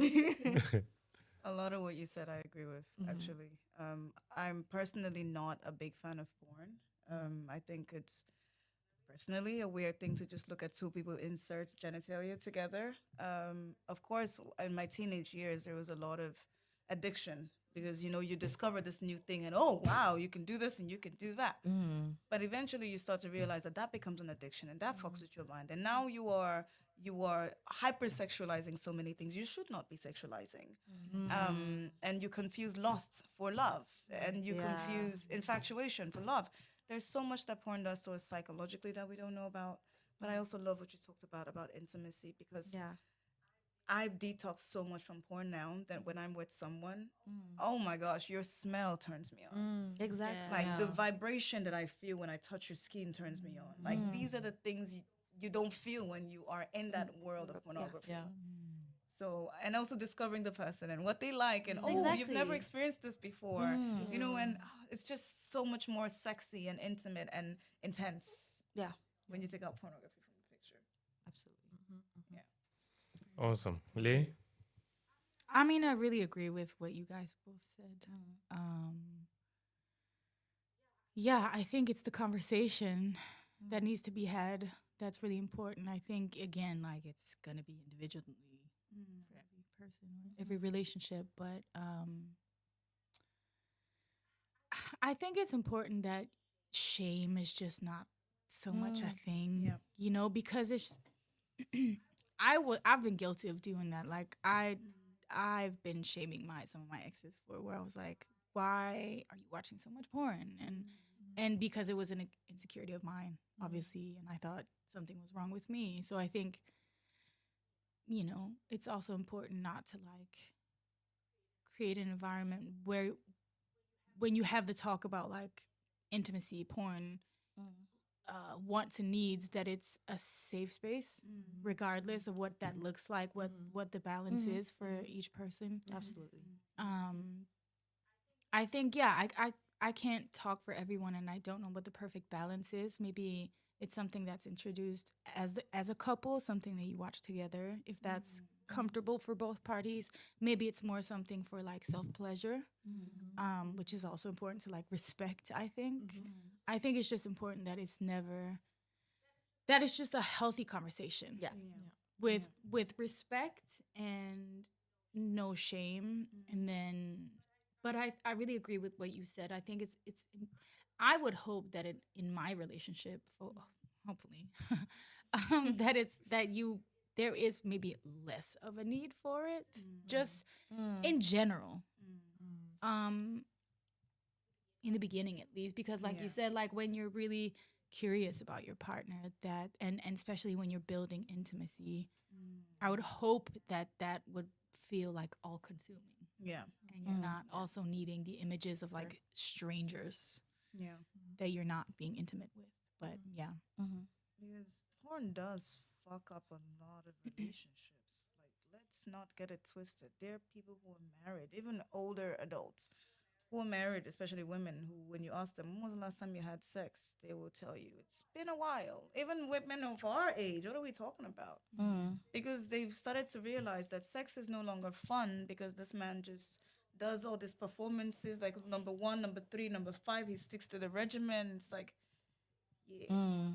So yeah, it doesn't really add Yeah. like she said. Yeah. But that's a cool question, though. Yeah. Very cool question. What's your Pete. time? Very cool question. Oh, do you want to answer? Yeah, I think no. Actually, I think you should answer. Yes. Your opinion matters. Yes. How does my opinion matter? Every opinion matters. Get the male perspective. Exactly. Yeah. Yeah. What was the question again? What's your opinion on porn in a relationship? I feel like porn in the first place there should be no porn in the relationship. Yeah. If there was porn in the relationship, it was not meant to be the relationship. So yeah, I don't know why. Yeah, for me, that's why I don't want to answer because there's not supposed to be any porn in the relationship. I don't want to go into any long explanation of whatever, but I'll take it as simple as we can go. Back in the old days, if we, yeah, I know it's back in the old days, but let's stick to the traditional sense of things, guys. Yeah. You know, and for me personally, you know, I always do it like this. I don't always even like to do a lot of sexual back and forth chat. I prefer a way where if we want to meet, like we meet physically, directly. You mean you don't like sexing? You don't like the No, I mean intensity? in the first stages, like the first before you guys actually even, yeah, before you guys even see each other. Because there's a lot of fantasy that's going on nowadays, and people are like having all sorts of weird imaginations. And when you cannot fulfill these imaginations, it's usually like, okay, the texting was not good. Let's see what's coming next. Okay, he came, the texting was not good, and then the talking was not good, the location was not good. Yeah, it started badly. So, guys, this is what I'm saying. Porn doesn't, yeah, it doesn't even have to be in the picture, guys. Clear your mind first before you're meeting someone. Even if you have an addiction for it, if you want to hide it to yourself, and then detox before you actually like infect this other person. You know what I'm saying? Yeah, because the thing is, when you actually get someone else involved in your probably porn addiction or whatever it might be, in a relationship, it's like this other person psychologically starts to think. There's a lot that goes into their mind. And the sad part is not everybody has the positive mindset to be able to like think of just the positives to be able to help you get out of this porn addiction. Some people like you guys were saying earlier, you start to think about insecurities, like you were saying, low self-esteem. Did I not please him properly? And these kind of things. So guys, if you're coming into any relationship, just keep porn out of the picture. If you have a problem, work on it by yourself, and then whatever the case might be. Yeah. I agree. I was gonna say the same exact thing you said, which is porn destroys marriages. I was married, and that was one of the biggest issues. I don't watch porn. I don't accept it. That's a big value for me. It has no place in my life and it's the life of my partner. Um, yeah, because it makes you feel like you're not enough, you know, and that's not something that either any person should feel in their relationship. Like they're competing with someone on a screen. It's extremely destructive. So, That's awesome. Thank you so much for your question. Guys, it's been a full on 3 hours of talking. We can talk. It was a good show. It was a good flow. Thank you so much for coming, Alan, Thank you. Enye, Lei, and Rivi. It's been the Chi Chat show, guys. Before we close, maybe we get one or two sentences from the guests. Do you guys have anything to say? Does anyone? Closing words? I just want to say that thank you for actually creating a space like this. Yeah. You know, I've never been. I mean, yeah, I've been on a podcast before, but I've never been on a podcast where I talk about these like topics Mm. where there's also like a man involved. Like usually we have this conversation with our girlfriends and we're just like, oh my god, man, and blah blah blah. Yeah. So I think now it's actually it's liberating and it's fulfilling to be able to have the conversation with like other people, you know, and also find like common grounds and like where we agree and disagree on certain things and also like hear some of your perspectives. So I just think that is really is definitely needed in Copenhagen, and I'm actually really proud to say that I've lived in Copenhagen for this long, like 14 years in this country, and I'm starting to see like changes that I wished I saw like 14 years ago. I don't know if it was because I was way younger, but I feel like if we had more of this back then, like these conversations, a lot of things would have ended up like differently. Yeah. But maybe that's just timing is perfect. Yeah. So yeah, so thank you for allowing You're us to welcome. like share our perspectives. It's a pleasure. Mm. All right. Anyone else? I mean, thank you, ladies, for sharing as well. I had such a fantastic too. time. fun. Honestly, too. thank you. It was beautiful. Thank you all. All right, guys.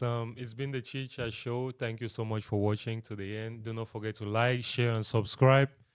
Okay, and comment, guys. Comment. What is your take? Like the last question. What is your take on PORN? Right? I don't want to no copyright strike from YouTube. Yeah, love and respect. Keep it All peaceful. right. Please. Okay, guys. That was a wrap. Yes, Thank thank you so much. That was cute.